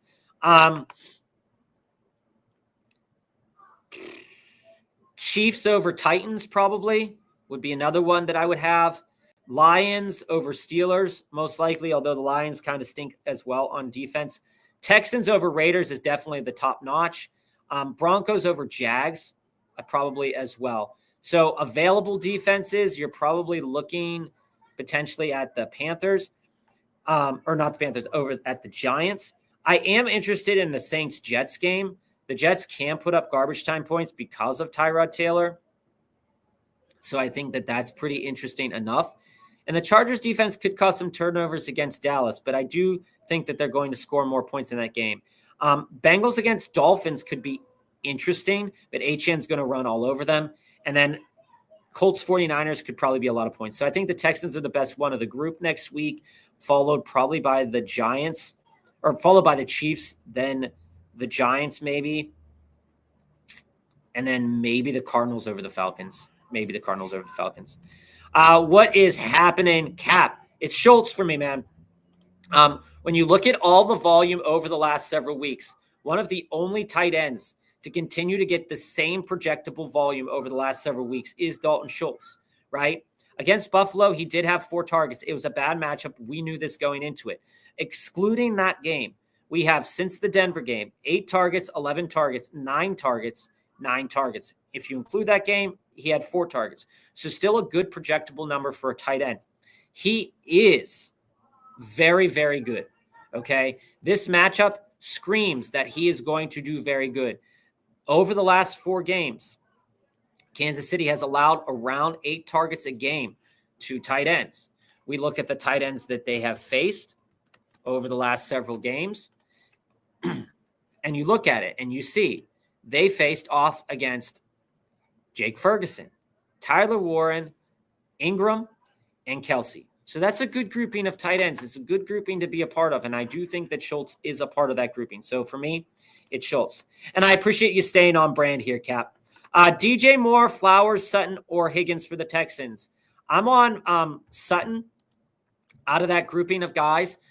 Again, one of the reasons to be on Sutton, and it's not that he performed well the last time they went out there against them, okay? Actually quite terrible, to be honest with you. DJ Moore draws a tough matchup. So I think that I'm off DJ Moore. And the fact that, over the last 2 games, we're looking at 3 targets, 7 targets, 5 targets. He was buoyed against the Steelers because he caught 2 touchdowns. I'm not about that life. I don't think that I could get into that right now. Sutton is equally problematic because he has not gotten a good fair share of volume. Or he's gotten a good fair share of volume, but hasn't really done anything with them. Last time they faced the Raiders, he did have a pretty shit game. Last 2 weeks, 8 targets, 6 targets. So if they're going to pass the ball, it is going to go to Sutton at times. He's not the alpha, okay? Jaden Higgins is a guy that I do have my eye on this week in terms of wide receiver groupings. When we look at, in general, Kansas City against wide receivers, they do play wide receivers quite well. But you got to think about when this game is going to be very competitive. And Jaden Higgins has been averaging pretty good amount of targets over the last 5 weeks. 7 targets, 9 targets, 5 targets, and then you take that 1 target game against Denver. Okay, so I think that I could lean a little bit into Sutton and Higgins. If you're uncomfortable with Sutton, Flowers is an easy pivot. The reason Flowers is an easy pivot is just because the Steelers have not been exceptional against the pass. And they haven't been exceptional against the run. But the problem is that if the Steelers have been worse against the run over the last several weeks than they have been against the pass. So they could absolutely run Derrick Henry into the ground in this game, and Zay Flowers doesn't have to do anything. But his target share is very comparable. 6 targets, 5 targets, 6 targets, 7 targets. If Lamar is going to ball out, or if he's going to pass more than he has in the past, then Flowers is an absolutely good option. So if you wanted to, Flowers Higgins. If you wanted to, Sutton Higgins. If you wanted to, Flowers Sutton. I think that all 3 of them are going to be fair enough. I would not take DJ Moore. I'm on Alec Pierce. If I am taking any of that grouping of players for sure, I'm definitely on Alec Pierce. The reason to be on Alec Pierce is just in general that the Jaguars have allowed a lot of pass catching receptions to wide receivers. A lot of attempts. It's one of the highest in the league over the last 4 games. Alec Pierce is getting a great amount of targets in terms of what his abilities are, right? Over the last 5 weeks, we had 5 targets, 12 targets, 6 targets, 2 targets, 5 targets. So fairly comparable, but he does have a good deal of touchdown upside, and the Jaguars' defensive line is banged up. So I am on Alec Pierce, and I would put in Alec Pierce over Flowers, and I would put in Alec Pierce over Sutton, but I probably would keep in Jaden Higgins. Adam Schefter said, Coach McVay said Adams' hamstring soreness and Williams' ankle tweak are expected to play Sunday. People are overreacting on Kyren. That's fine. And like I said earlier, if Kyron's not playing, I am on Corum. But the other thing to be honest about when we look at this running back room, right, is that Kyren is still the RB1. The opportunities are going to be there. But Blake Corum, over the last several weeks, has gotten a interesting amount of carries for how they project Kyren Williams, right? So since the Jacksonville game, 12 carries, 13 carries, 13 carries, 8 carries, 7 carries, 7 carries. What I'm looking at there is that even if Kyren plays and even if he gets tweaked with an ankle injury here, is that the Arizona Cardinals, who they're facing this week, have given up around 114 rushing yards and 25 attempts to running backs over the last several weeks. When we take a look at the Arizona Cardinals schedule over the last 4 weeks and we see what running backs they've faced, you're looking at Bucky Irving, ETN, Christian McCaffrey, Kenneth Walker, Zach Charbonnet. Okay. So there are some good running backs in there to take advantage of, but I do think that Corum is an interesting play. That's the thing, Jonathan. When we look at it, the NFL has so much parity in it on a week-to-week basis. When you look at this week's games, you can easily go, oh, my God, like the Eagles-Chargers game is going to be the best one on the slate. But watch it be from a fantasy perspective, Jets-Dolphins, right? Watch it be Seahawks-Falcons, Colts-Jags, something like that, or even Vikings-Commanders from a fantasy perspective, right?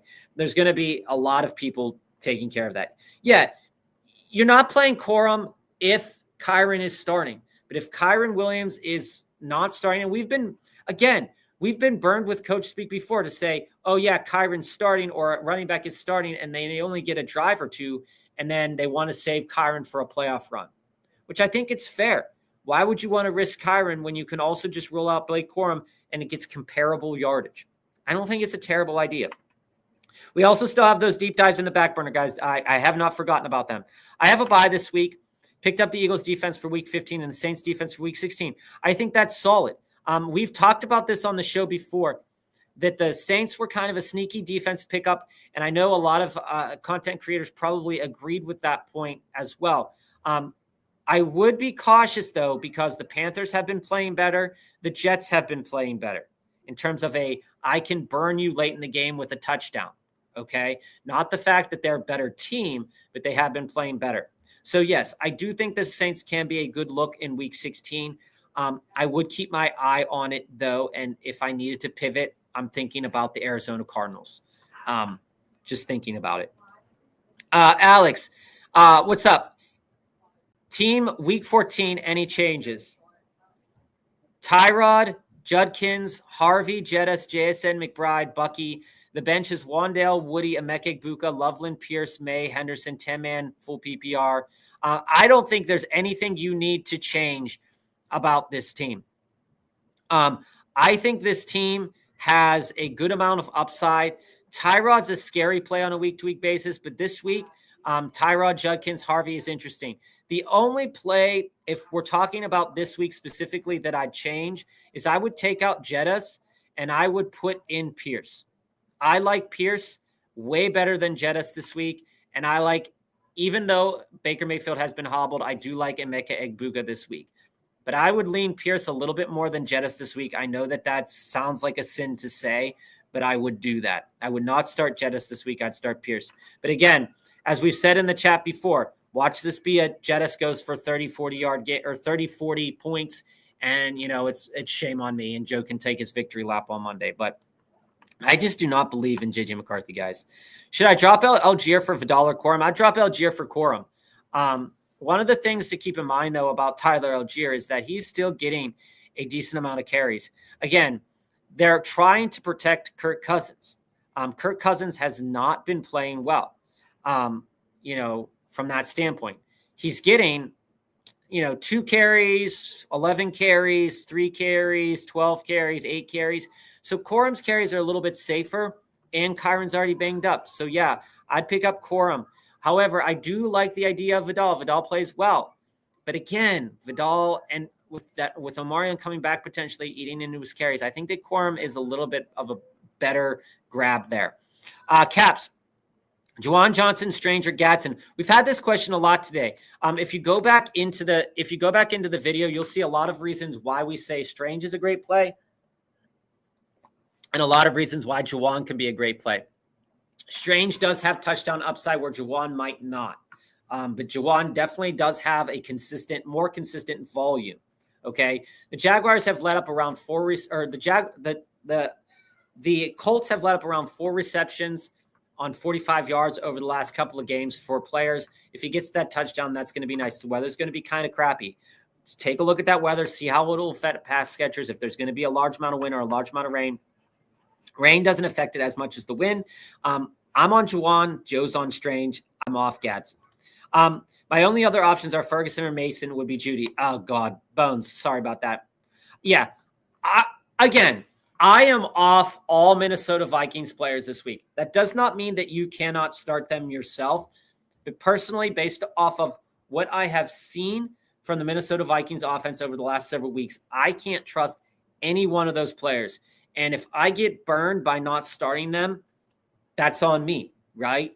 But at the same point in time, you can't walk into this week and say that J.J. McCarthy is going to be any better than he was just because he's facing a worse defense. He's bad. Okay. We've seen this. I mean, before we get to the rest of these questions here, we're just going to look at JJ McCarthy's stats. Okay. Against Detroit, who's arguably this grouping of defenses, one of the worst pass defenses at the time. He was only able to put up 143 yards on 22 attempts with 2 touchdowns. That got him to around 16-ish points. Okay. Got him to around 20-ish points, right? He does have rushing upside, so that's what gets him that little bonus. The next week at Baltimore, 248 yards and a touchdown. The next week against Chicago, 150 yards, a touchdown, and 2 interceptions. Against Green Bay, 2 interceptions, 87 yards, okay? So is it a likely outcome that J.J. McCarthy sucks this week? Yes, it is a likely outcome that he sucks this week. If you're taking outcomes that are possible, it is possible that J.J. McCarthy throws for 2 touchdowns and 240 yards. Justin Jefferson could be the beneficiary of that. If they do that, then Jordan Mason is a good play. Again, I can't trust that. The numbers aren't backing up that this is going to be great. Again, J.J. McCarthy had 11 chances to Justin Jefferson in that game prior. Could not get him the ball, right? It's a phenomenal matchup, right? But again, you're going to get if J.J. McCarthy connects on it, then Jettis is going to have a great game. Doesn't mean Jordan Mason will, but Ferguson has a bad matchup too. So if you want to roll into Mason, fine, but I don't see more than 10 carries. And 10 carries on a bad offense is a bad time. Full today for Jaden Daniels. We saw that. Denver defense or Seattle defense this week? Caps, I think that when we look at it, that the Denver defense is fair enough to roll with this week. I like Seattle a little bit better because I think that I can project them a little bit more to get more turnovers if Kirk Cousins decides to throw the ball. I dropped Goddard for Zach Ertz. Goddard started the season strong, but has been terrible for the past month. He has been. And he was one of my guys that I really liked moving forward about 6-7 weeks ago. And he hasn't been doing anything. And I think that is fair to go after Ertz there. Higgins or Adonai Mitchell this week. If that's Jane Higgins, I'm on Adonai Mitchell. If it's T Higgins, I'm on T Higgins. But I will watch the weather very closely if that's a decision that I'm making. Top 5, Purdy or Jaden Daniels the rest of the season. Looking at the schedule coming down the pipeline, starting in week 15, Purdy's going up against the Titans. He's going up against the Colts.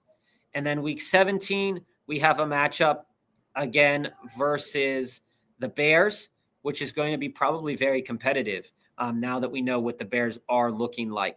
Commanders have the Cowboys, which is a terrible pass defense. Commanders also are drawing the Eagles, which is a harder pass defense, and the Giants, which is nothing to write home about as well. I think it's pretty even because I don't see Brock Purdy having to do much against the Titans, to be honest with you. It's probably going to be a 2-touchdown, 260-yard game. So he's not going to overperform, I don't think, or underperform in that game. I do think that he's going to have to overperform in that Week 17 game and in the Week 16 game. So I think I'd be on Brock Purdy rest of the season, but I absolutely think that Jane Daniels is a great play as well. Yeah. Joe, it's inevitable, right? We always like to quote Thanos. Joe does. I just don't see it. I could be wrong. I've been wrong before. I could be wrong there. 0.5 PPR, start 1. Marv or Wilson if Marv's out. Sutton, BTJ, or Debo. I'm on Wilson. With Jacoby passing at a rate higher than most quarterbacks in the league right now, even though the Rams also, they are a very good defense, but they did get burned by Bryce Young last week. They're offering around 31 pass attempts over the last 4 games. Jacoby Brissett can exceed that. And I think that Michael Wilson can be the primary beneficiary of that along with Trey McBride. If Marv is out, which is trending to be that he could be, I'm absolutely playing Wilson. If I'm off Wilson, I'd be on Sutton, but I think I'd start Wilson regardless. My league counts return yards, so thanks. I didn't realize Kennedy would 100% be a better pick for my league rules. Yeah, Kennedy's to the moon for some people this week. Drop Benson and pick up JD5, Danny Dimes, Chris Rodriguez, Chuba, Devin Neal, Charbonnet, or Vidal. 10-team non-PPR league. Thanks, fellas. We buy. I think if you need a quarterback, dropping Benson for JD5 is smart. And I also think that if you're looking for a running back right now, I think out of all those running backs, Charbonnet does have a higher kind of touchdown equity upside in that offense because they can move the ball fairly well. I do like Chris Rodriguez this week, though. So if I'm dropping anybody for this week, it'd be Benson for Rodriguez. But if I'm looking like longer term, it would be Jaden Daniels. And if I needed the running back, it would be Charbonnet. So that's kind of how I operate over there. We all right with playing Nico and Higgins? I'm all right with it. It does have diminishing returns, though. like I said earlier, the Chiefs do play wide receivers fairly well overall. But they do offer over the last 4 weeks, they have offered a lot of yardage, but not a lot of touchdowns. So I do think that Stroud can take advantage of that with his pass catchers. But also when we think about it from a quarterback perspective here, it could be something to look at with CJ Stroud, where this matchup for CJ Stroud is pretty good. If he gets a lot of those attempts and this turns into a shootout, you might want to invest in both of these Houston pass catchers. Jalen Carter's out for the Eagles defense the next 2 weeks. That's a big boost to anybody who has a running back. And honestly, it's a big boost to the pass catchers who are facing the Eagles defense. And KJ, thanks for bringing that up because, one of the chat members just put in that they picked up the Eagles defense for week 15. It might not be a good start right now, but the Raiders are kind of hapless. So it's something to keep your eye on. But this week against the Chargers, I think that elevates some of those running backs like Vidal, Hampton. It elevates potentially Gadsden and some of those pass catchers as well. Would you drop Franklin for Mitchell and start him over Higgins? I would drop Troy Franklin for Adonai Mitchell, yes. Would I start him over T? If I saw that the weather was bad, I would think about starting him over T. Again, looking at the weather right now, and this comes from Roto Grinders, it has a good chance of having snow. Some players like to play in snow a little bit better. The intensity of the snow could vary. There could be heavy bursts, but you're going to need to look at that pregame radar. The Kansas City game is going to be cold, 20 degrees. So if you want to play Adonai, you absolutely can in a matchup that he can take advantage of, right? Adonai Mitchell could take advantage in the matchup that he is playing in. It's a good matchup. It's one of the top 5 on the slate. They can get ripped apart by Devin Achane, and they're going to be forced to pass the ball. There's really no chance of precipitation. The weather's going to be fine. So I think that I would definitely start Mitchell over Franklin. I would probably start Mitchell over Jane Higgins. I'm just a little bit on the fence about T. With Joe Burrow back, T could absolutely light it up. So if that's Jane, then definitely. You're welcome, Kat. Andrew, K9, Debo, Hall, Pierce. Is that JMO or Javonte? Rank 1 through 5 this week. Debo's last. Debo's last on that list. If that's Brees, I'm a little bit backwards on Brees this week. I do think that Achane for Miami is going to put this game in a mode where they're going to have to catch up by passing the ball. And over the last several weeks, Brees is the running back that does everything for them. But he's only gotten over the past 3 weeks, 2, 4, 6, 8 targets, and hasn't really done much outside of that Baltimore game where he ripped off that 75 reception yards. I do think that it's a good matchup for him, though. K9, again, has a better matchup. We do have to take into account the Jonathan Taylor stat against Atlanta, but K9 is not Jonathan Taylor. They do not give K9 that many carries. Yes, he does project for more carries than he's had. He has, I believe he's crested over a 55% of that share of carries. But again, 16 carries, 11 carries, 13 carries the last several weeks.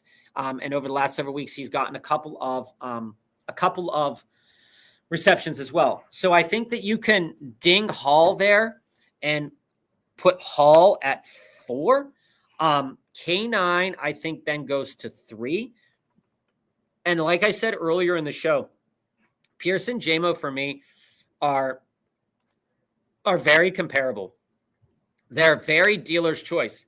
You might get burned with both of them. And that's the thing that you got to think about. You could be burned by both of them, or they could both have good weeks at the same time.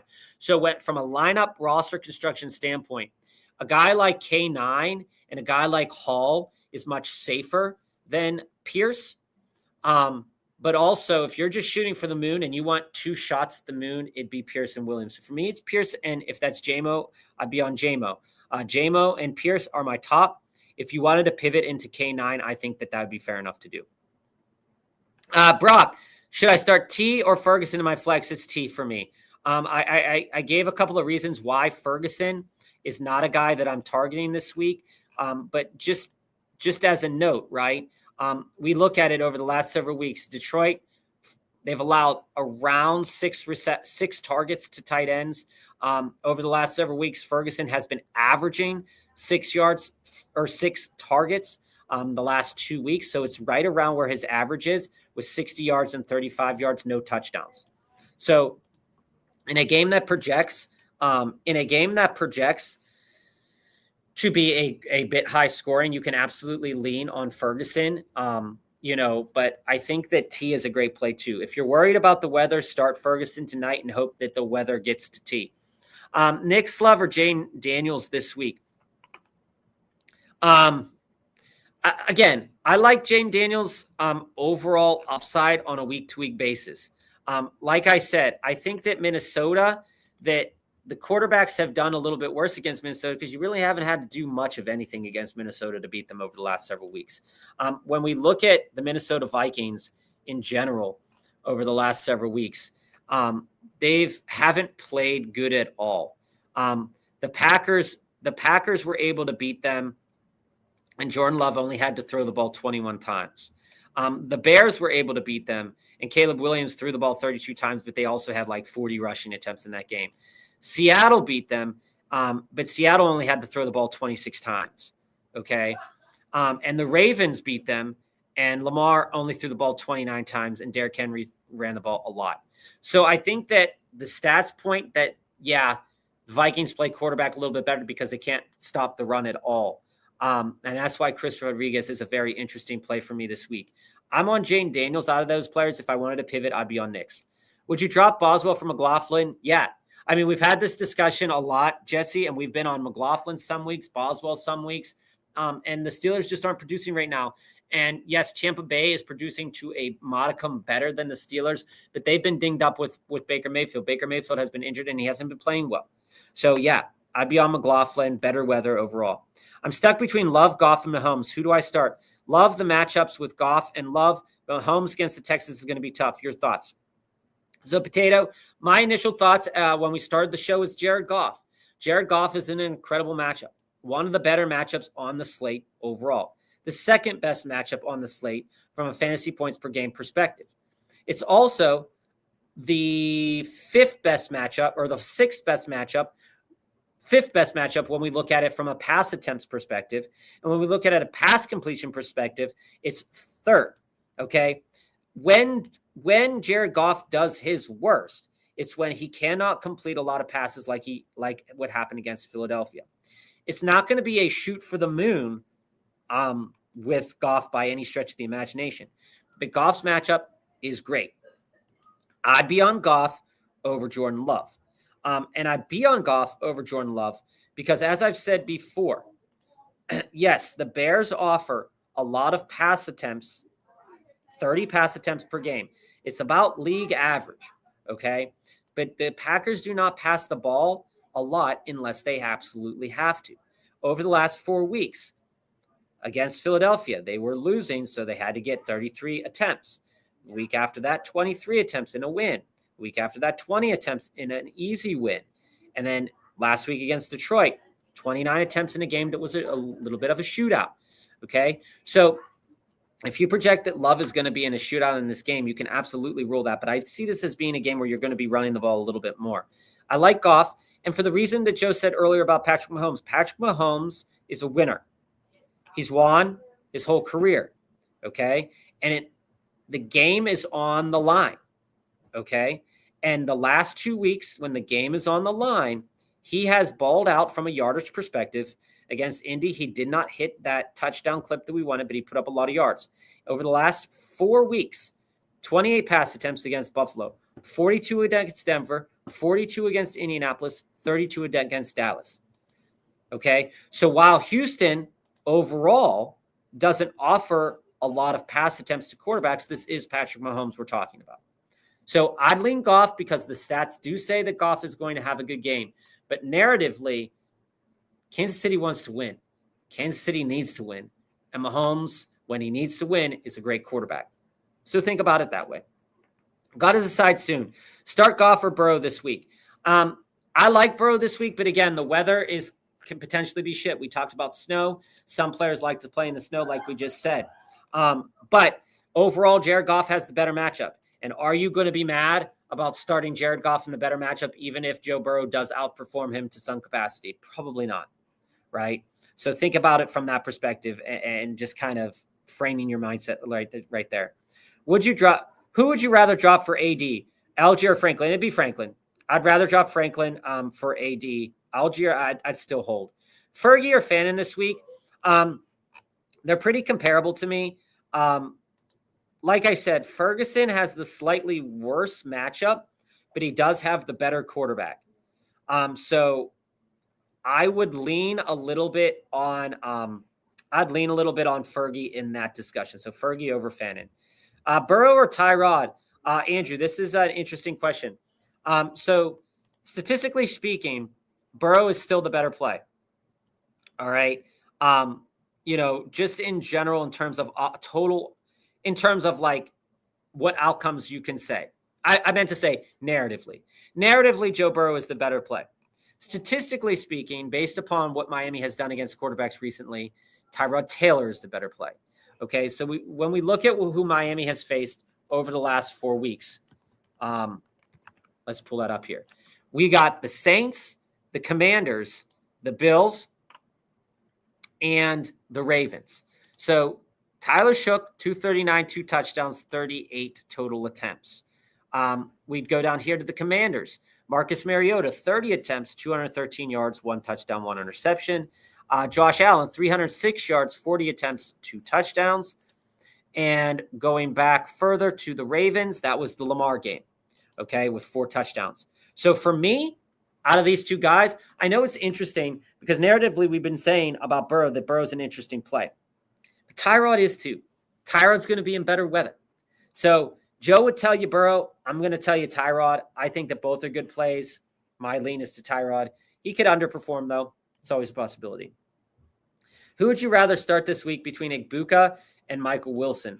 I still like Michael Wilson because of the overall opportunities, assuming Marvin Harrison is out. When we look at Emeka Egbuka, I think that the problem with Emeka Egbuka, right, is that Baker Mayfield has been dealing with that injury. The matchup is fine. The matchup is absolutely fine. Again, over the last several weeks, he has gotten the same amount of targets, 13. Outside of that 13 game, it's been 8, 8, 8. And he's caught about half of them. So I think that's more of a Baker thing than an Emeka Egbuka thing. So if you're walking into that and Mike Evans could be coming back and there's a lot more target share to look at with maybe less passing attempts, I think you have to be on Michael Wilson. T. Higgins or Terry, Nord. Well, Terry had his glow-up game, came out of the woodwork, and thanks to a late touchdown, Terry McLaurin is a darling right now after having many weeks of injury. I will say, for the same reason that I've said before about Jane Daniels and why Jane Daniels is a good start, is that you look at this and you say the Vikings have played wide receivers at a good rate over the last 4 games. But again, they haven't had to pass it a lot. You know, you look back at that Vikings game and you look at it and you say, all right, let's look at that Seattle Vikings game.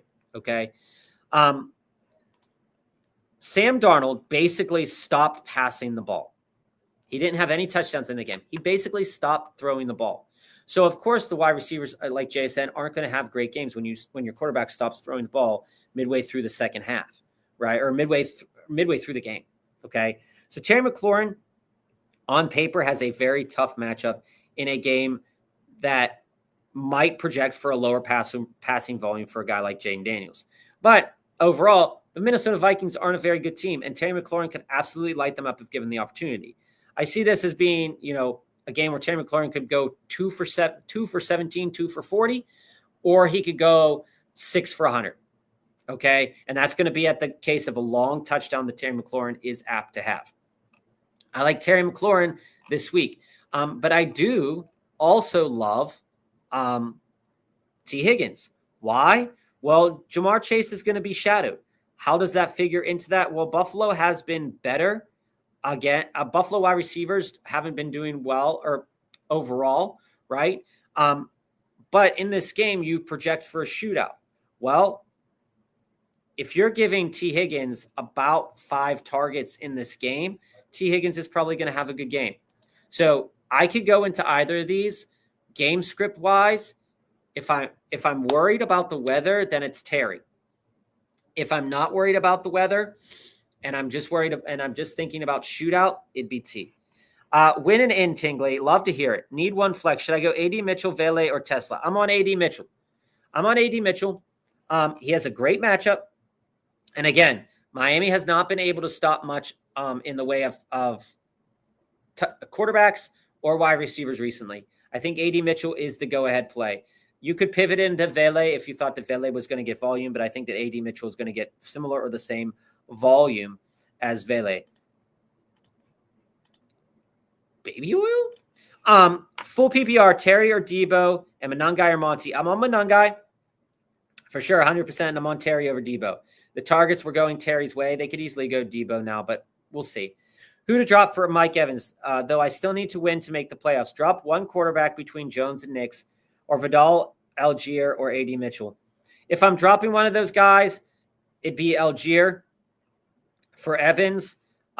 If you know you're not going to, whatever of these quarterbacks you know you're not going to play and you're not going to be mad if they burn you in the playoffs, you could absolutely drop one of those two. Nix or Stafford this week?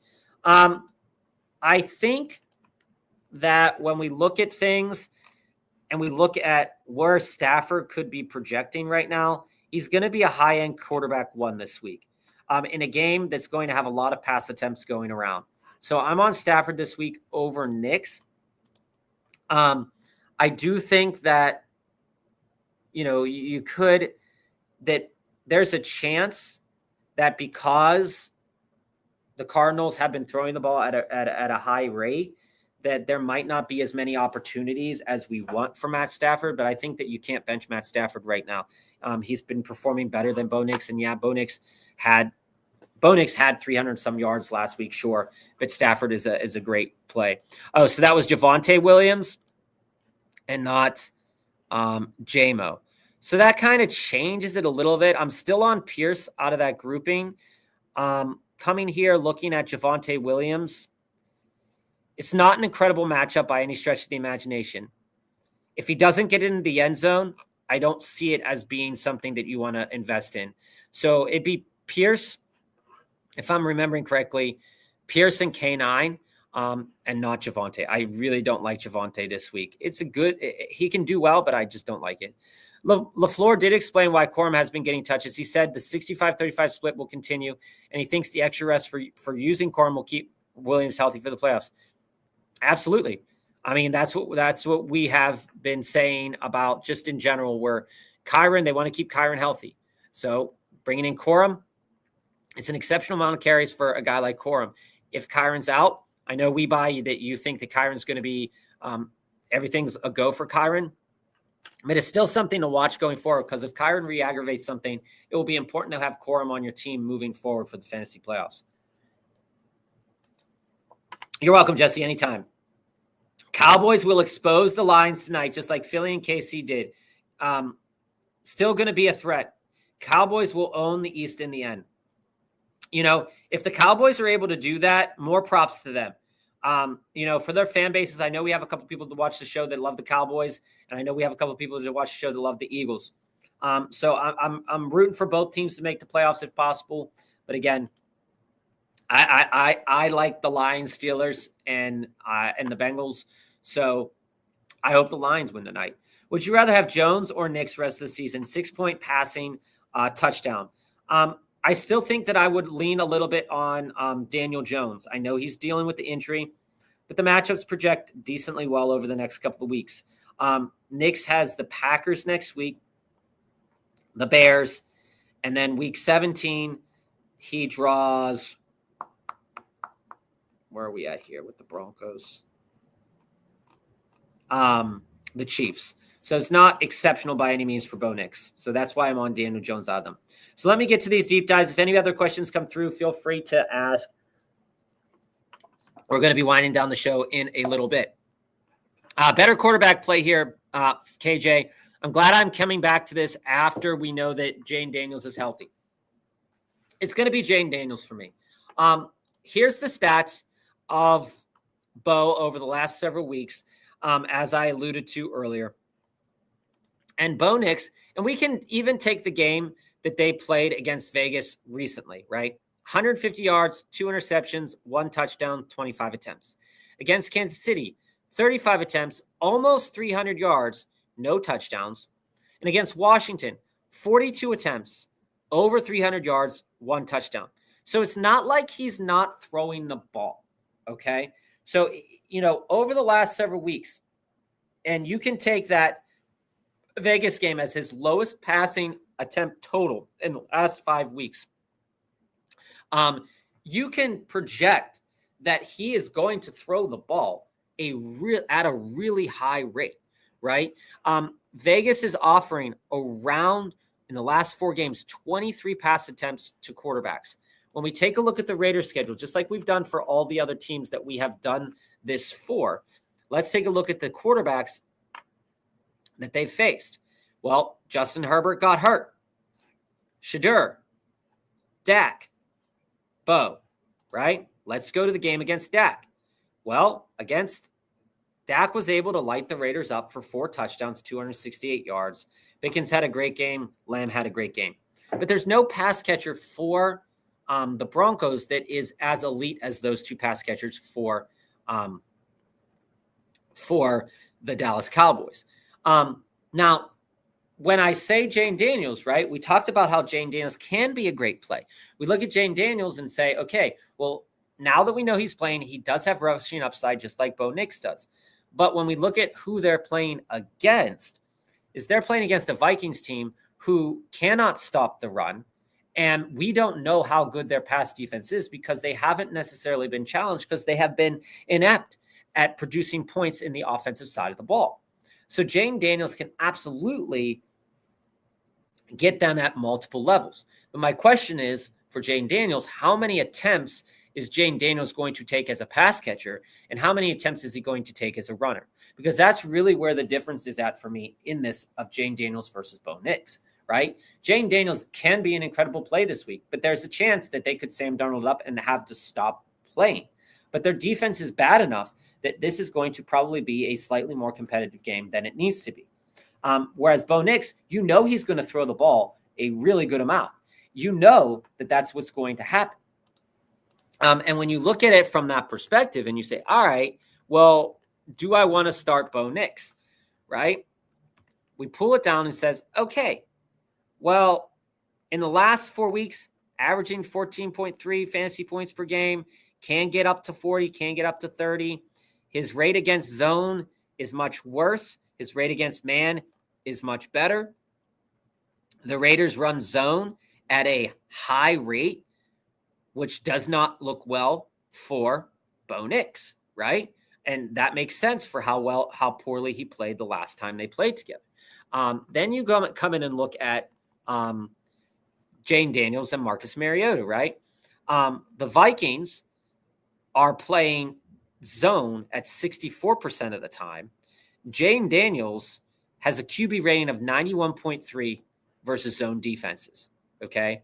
In the game that's projected to be that they're going to win, I think you can absolutely roll into Jane Daniels this week and leave Bo on your bench. Jonathan, in the playoffs already, 10-team, 3 wide receivers, Mahomes, St. Brown, Pickens, Shamari, wide receiver, 6 return yards count, Cook, Jacobs, tight ends, Waller, Andrews, flex, Sutton. I like this, man. I think that you are in a good I think you're in a good place, especially knowing that, Chamari Dyke, you're getting that you're getting that return yardage, which is really important. When I look at this team, I think that right now with St. Brown being hurt, that's the worst part about this team, because I'd have no problem with anything with the rest of this team. When you talked about who would you drop, Wilson, Sharps, or a tight end to pick up Tesla in case St. Brown can't play, I mean, I wouldn't drop Waller or Andrews. So I mean, like, Emmanuel Wilson could be the drop out of that grouping of players. But if you don't believe that Andrews is going to have a good amount of volume moving forward, then you can absolutely drop Andrews or Waller. Again, tight ends are one of those grouping of players that as we roll down into the playoffs, you kind of know who's good and who's not, but you also know that there's volume that can play into different situations. Like Colby Parkinson is a tight end that's on people's radars now that wasn't a couple weeks ago because of a Tyler Higbee injury. And now, is Colby Parkinson going to be a great play on a weekly basis? No, probably not. But last week he got 4 targets. The week before that, 4 targets. That's average for a tight end. I want a tight end that's going to get 5+ targets. And if you're sitting there around 4 with upside, I think that's fine. When you look at a guy like Mark Andrews, he does have touchdown upside. We've talked about this multiple times on the show, is with Lamar Jackson at quarterback. One of the things that he loves to do in the red zone is pass the ball to his tight ends. Charlie Kohler, Mark Andrews, right? And Isaiah Likely, the same thing. So taking advantage of that is important. He's getting around 5 targets. He got 3 targets the game before that, 5 targets, 5 targets. So all things the same, those tight ends, you can find them anywhere, right? It's just, where do you think that touchdown upside is going to be at? I think that it's fair to drop Andrews for Tesla if you want to. And I wouldn't play him. I'd play Jaden Higgins this week, but if you wanted to take Tesla, that's fine. He could be a good play today. Not for me, though. I would be on Kennedy. Start 3 out of these guys: Henry, Judkins, Hall, and Monangai. Well, I'm on Derrick Henry. The Steelers have one of the worst run defense over the last 2 weeks. They've been pretty putrid over the last 2 weeks in terms of how many rushing yards they've given up, around 137 rushing yards.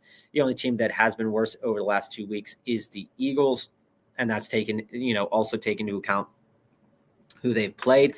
31 total rushing attempts the last 2 weeks to running backs. The Steelers gave up a lot to James Cook. Derrick Henry is the bread and butter of this team. You are starting Derrick Henry, and you are starting Derrick Henry with confidence. Okay. Now, earlier, Joe alluded to why Judkins was a good play as well. Now, Judkins, Dylan Sampson's hurt. Judkins is protecting Shedeur in a way here where they're going to give him the volume needed so that Shedeur can be successful through the air. Last week, 23 carries. The week before that, 16 carries. The week before that, 17 carries. So all things considering, with Dylan Gabriel and Shedeur, there's going to be a lot of carries for Quinshon Judkins, right? The only thing that you have to worry about is where those touchdowns are going to come from. Tennessee, over the last couple of weeks, has not been offering a lot of touchdowns to running backs because they're more susceptible to that through the air, okay? But Judkins is a phenomenal play. As I said to Hall is kind of like an average play right now.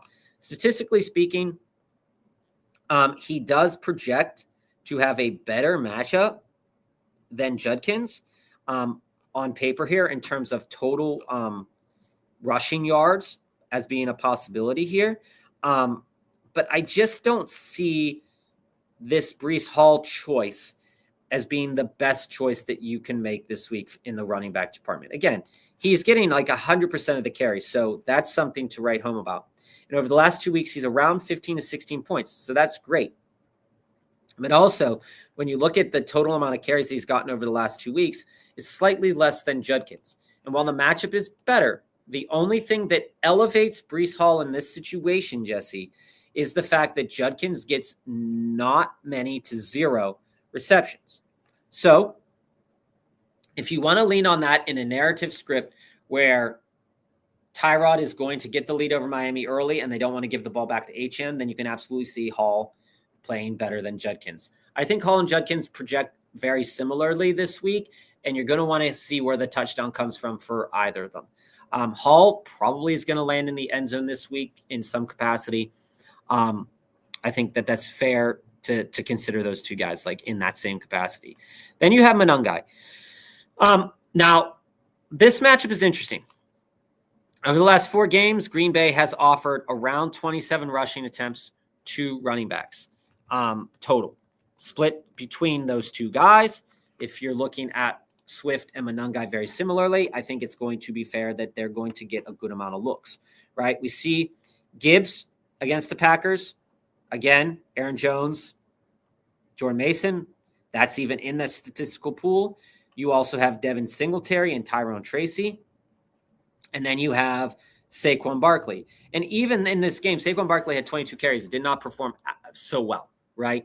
But I'm on Monangai. And the reason I'm on Monangai and Henry to start with is just because when you split up those carries in a game that's probably going to be a little bit more back and forthy, is that you're at least going to get 14 carries, most likely out of both of these players, which in and of itself is enough to elevate them above Hall and Judkins, because you don't know where those carries are going to come from and where they're going to come from.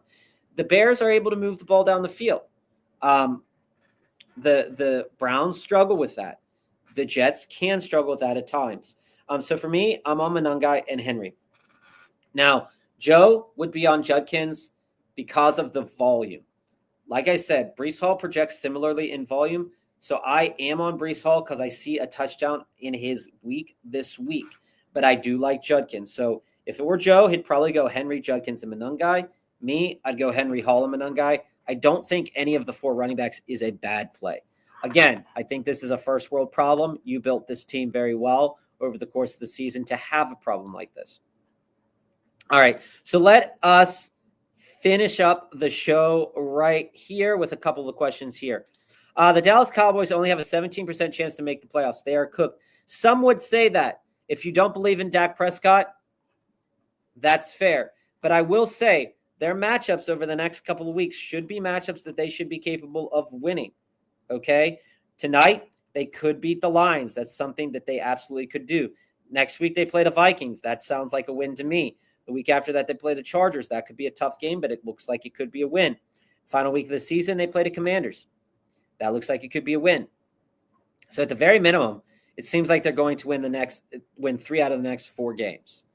So the only way they miss the playoffs is if the other teams around them overperform. It's a possibility. Smitty, let me get to that after we clear up the rest of these questions. Pick 3, half PPR, McLaurin, Tesla, Pierce, or Hunt. I'm on Pierce and I'm on McLaurin. They are getting the right amount of volume with enough touchdown upside for me to want to start them. We have not talked about Hunt at all over this week. I really don't like the matchup. Okay. So Hunt. So over the last several weeks, Houston has been lighting up around 18 total carries to running backs. If we go through the same exercise that we've been talking about over the last several weeks, we look at what those running backs look like. That's Jonathan Taylor, James Cook, Tony Pollard, Travis Etienne. We go deeper into that. Jonathan Taylor had 21 carries for 85 yards. All right. We go to James Cook. James Cook had 17 carries for 116 yards. And then we go to Tony Pollard. Didn't do much. Okay. So Hunt can be an interesting play. But Hunt is not as electric as Jonathan Taylor and is not as electric as James Cook. But where this benefit could come in at is that he does get red zone touches. So, Simon, if I'm you, I'm going Hunt in a game that you project to be competitive, that Mahomes is going to throw a decent amount. They're going to be able to move the ball against a pretty stingy Houston defense. I'm only going Hunt here because I'm projecting a touchdown. And I'm not projecting a touchdown from Tesla. I know a lot of people are. It's fair. I'm flexing probably Monangai. I would try to find a way to get Pierce and Monangai both in the lineup, but I'm probably flexing Monangai there. Hey, Nick, what's up, man? I know you always ask. It's cold as hell here in Pittsburgh today. You're welcome, Jesse. And let's answer this question here from Smitty as we wind down the show today. We answered all the questions. If you have any more questions, feel free to type it in the chat. We will answer them after the show goes offline and over the weekend. So don't be afraid to ask. We appreciate everybody in the community who asks questions. That's what makes our show run. Smitty, Monty or Hunt? Here's the thing. Dallas, over the last several weeks, has allowed around 14 rushing attempts per game. Okay? Now, we're going to go in and do the same exercise that we've done and see, is there a possibility that this was just because running backs weren't part of the game script, right? Well, they played the Chiefs, the Eagles, the Raiders, the Cardinals, all right? Cardinals, Amari DiMercado had around 79 yards. Against the Raiders, Ashton Jeanty didn't do anything. Against the Eagles, Saquon Barkley didn't do anything. And then we look at the Chiefs. Kareem Hunt went 14 carries for 58 yards. Now, I don't believe in my mind that when we look at how these carries can be split up and we look at David Montgomery, so we look at a possibility of 14 carries being split up. Let's put it at 16. Over the last several weeks, David Montgomery has gotten to 15 carries in that Washington game because Washington's defense is atrocious, right? 6 carries, 5 carries, 7 carries, 2 targets, 3 targets, 1 target. That is just not enough. And in a worse matchup, again, competitive, but in a worse matchup, I cannot trust David Montgomery. He's not getting the work through the air. That's going to be Gibbs. And he's not getting enough work on the ground. As opposed to Kareem Hunt, right? Kareem Hunt has a similar-ish tough matchup on paper. But we look at it and we look at the carries over the last several weeks. We can go back to his game against Washington. 9 carries for 40 yards, 2 touchdowns. 11 carries, 49 yards, a touchdown. 13 carries, 59 yards, a touchdown. 30 carries, 104 yards, a touchdown.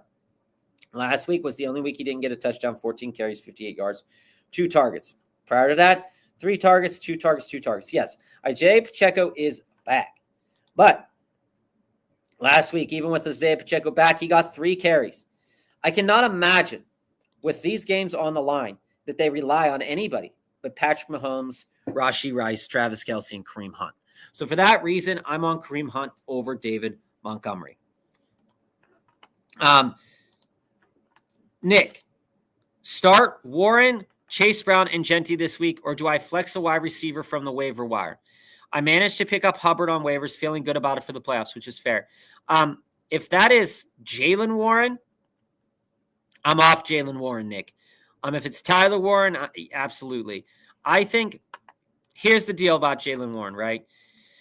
Is that it's not that I don't think Jaylen Warren is a great player. I think he's a really good player, okay? And I do think that when we look at the Steelers overall, they have submarined Jaylen Warren's value at the moment. When I see that the Steelers cannot really do anything in a matchup where you are most likely going to see a lot of Derrick Henry from the other side, I question if playing Jaylen Warren is a good idea. Over the last 4 games, they've been offering 20 carries per running back, right? But this is a pretty even split backfield at this moment in time. Over the last 3 weeks, 10 carries, 18 carries, 10 carries. He has gotten a touchdown over the last 2 weeks. So there is a little bit of upside there. It really depends upon the wide receivers on your waiver wire, but I would consider benching Jaylen Warren. But again, this is a game that the Steelers need to win. The Ravens need to win. So it's going to be competitive or as competitive as they can get. Playing Warren, Brown, and Jeanty, you could play worse players in the week. Jeanty is also an interesting wild card. I'm interested how they see him getting rolled today. Katamari, I'm on Chris Rodriguez this week, man. We talked about this earlier in the show. Again, this is not to say that Isaac Tesla can't go off and ping a great game. That is absolutely within his range of outcomes, okay? But With Amon-Ra going down last week, he still only got 2 targets. Now, I'm curious how that changes the game plan, all right? But Kennedy seems to project into that slot. Tesla is still playing outside. So there's a chance that Tesla could be very good this week. But I'm still going to lean on Chris Rodriguez a little bit. The reason to lean on Chris Rodriguez this week is that overall, like I've said, Minnesota has played in the run game very poorly. They've offered 30 rushing attempts over the last 4 games. Okay. And when we go to the Commanders' schedule, as we've done for every single other team on the slate here, you're looking at RJ Harvey, Gibbs, Ken Walker, Zach Charbonnet, and Devin Achane. You go back further than that. Like I said, Hunt ran for 2 touchdowns. Javonte Williams had a 116-yard game. There's no reason why Chris Rodriguez can't have a great game this week. And the only reason is if they don't give him enough carries and they decide to give Jeremy McNichols more carries. Because again, as we saw last week, Jeremy McNichols got some carries that really bounced off, that Rodriguez didn't get. And Troy Krosky-Merritt got a couple of carries in there as well. But Chris Rodriguez is the bread and butter. With Jane Daniels starting, they're going to be able to utilize Chris Rodriguez very differently than with Marcus Mariota starting, okay? So I'm on Chris Rodriguez. I think he's a better play than Tesla. That's not to say that Tesla's a bad play in this situation, but I do like Chris Rodriguez better. And in terms of this question here, Nick, going back, I like Adonai Mitchell. I think flexing Adonai Mitchell this week is a smart move. If you still want to start Jaylen Warren, that's fine. If you're having some worries or concern about starting Jaylen Warren, that's fine. Again, Chase Brown is an absolute start for me in a game that's going to be snowy. Joe Burrow's back. Buffalo can't stop the run. Cincinnati can't stop the run. I think rolling Chase Brown is great.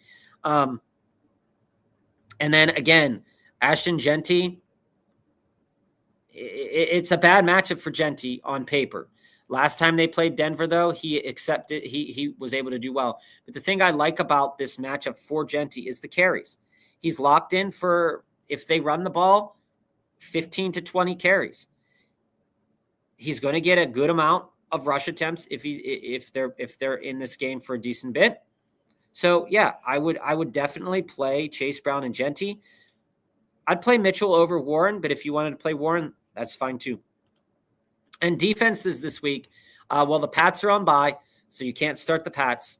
I'm not starting the Browns over the Bills, although I do think the Browns can get a few turnovers in that game. And then the Bucks. So while I don't think that the Bucks is an exceptional defense this week, I think that they're definitely a playable defense. I'd be on the Cardinals over the Buccaneers, just because I think Kirk Cousins is going to play worse than Bryce Young this week, which is a weird thing to say. All right, guys, thanks for joining us. We are going to head out now. We are Local Football Flavor. We appreciate all the love. We appreciate all the comments in the chat. You guys are what makes the show happen. Feel free to like, follow, subscribe. Good luck this week. We hope to see that you're in the playoffs next week. And next week, we'll also check in on a couple of our best ball teams. We do have a couple of them that are projecting to move forward, so we will take a look at that as well. And we're also going to take a look next week also at some early playoff best ball and how you can potentially attack that, as some of the content creators out there have been doing so far. So good luck this week. Like, follow, subscribe, and we are Local Football Flavor, and we are out.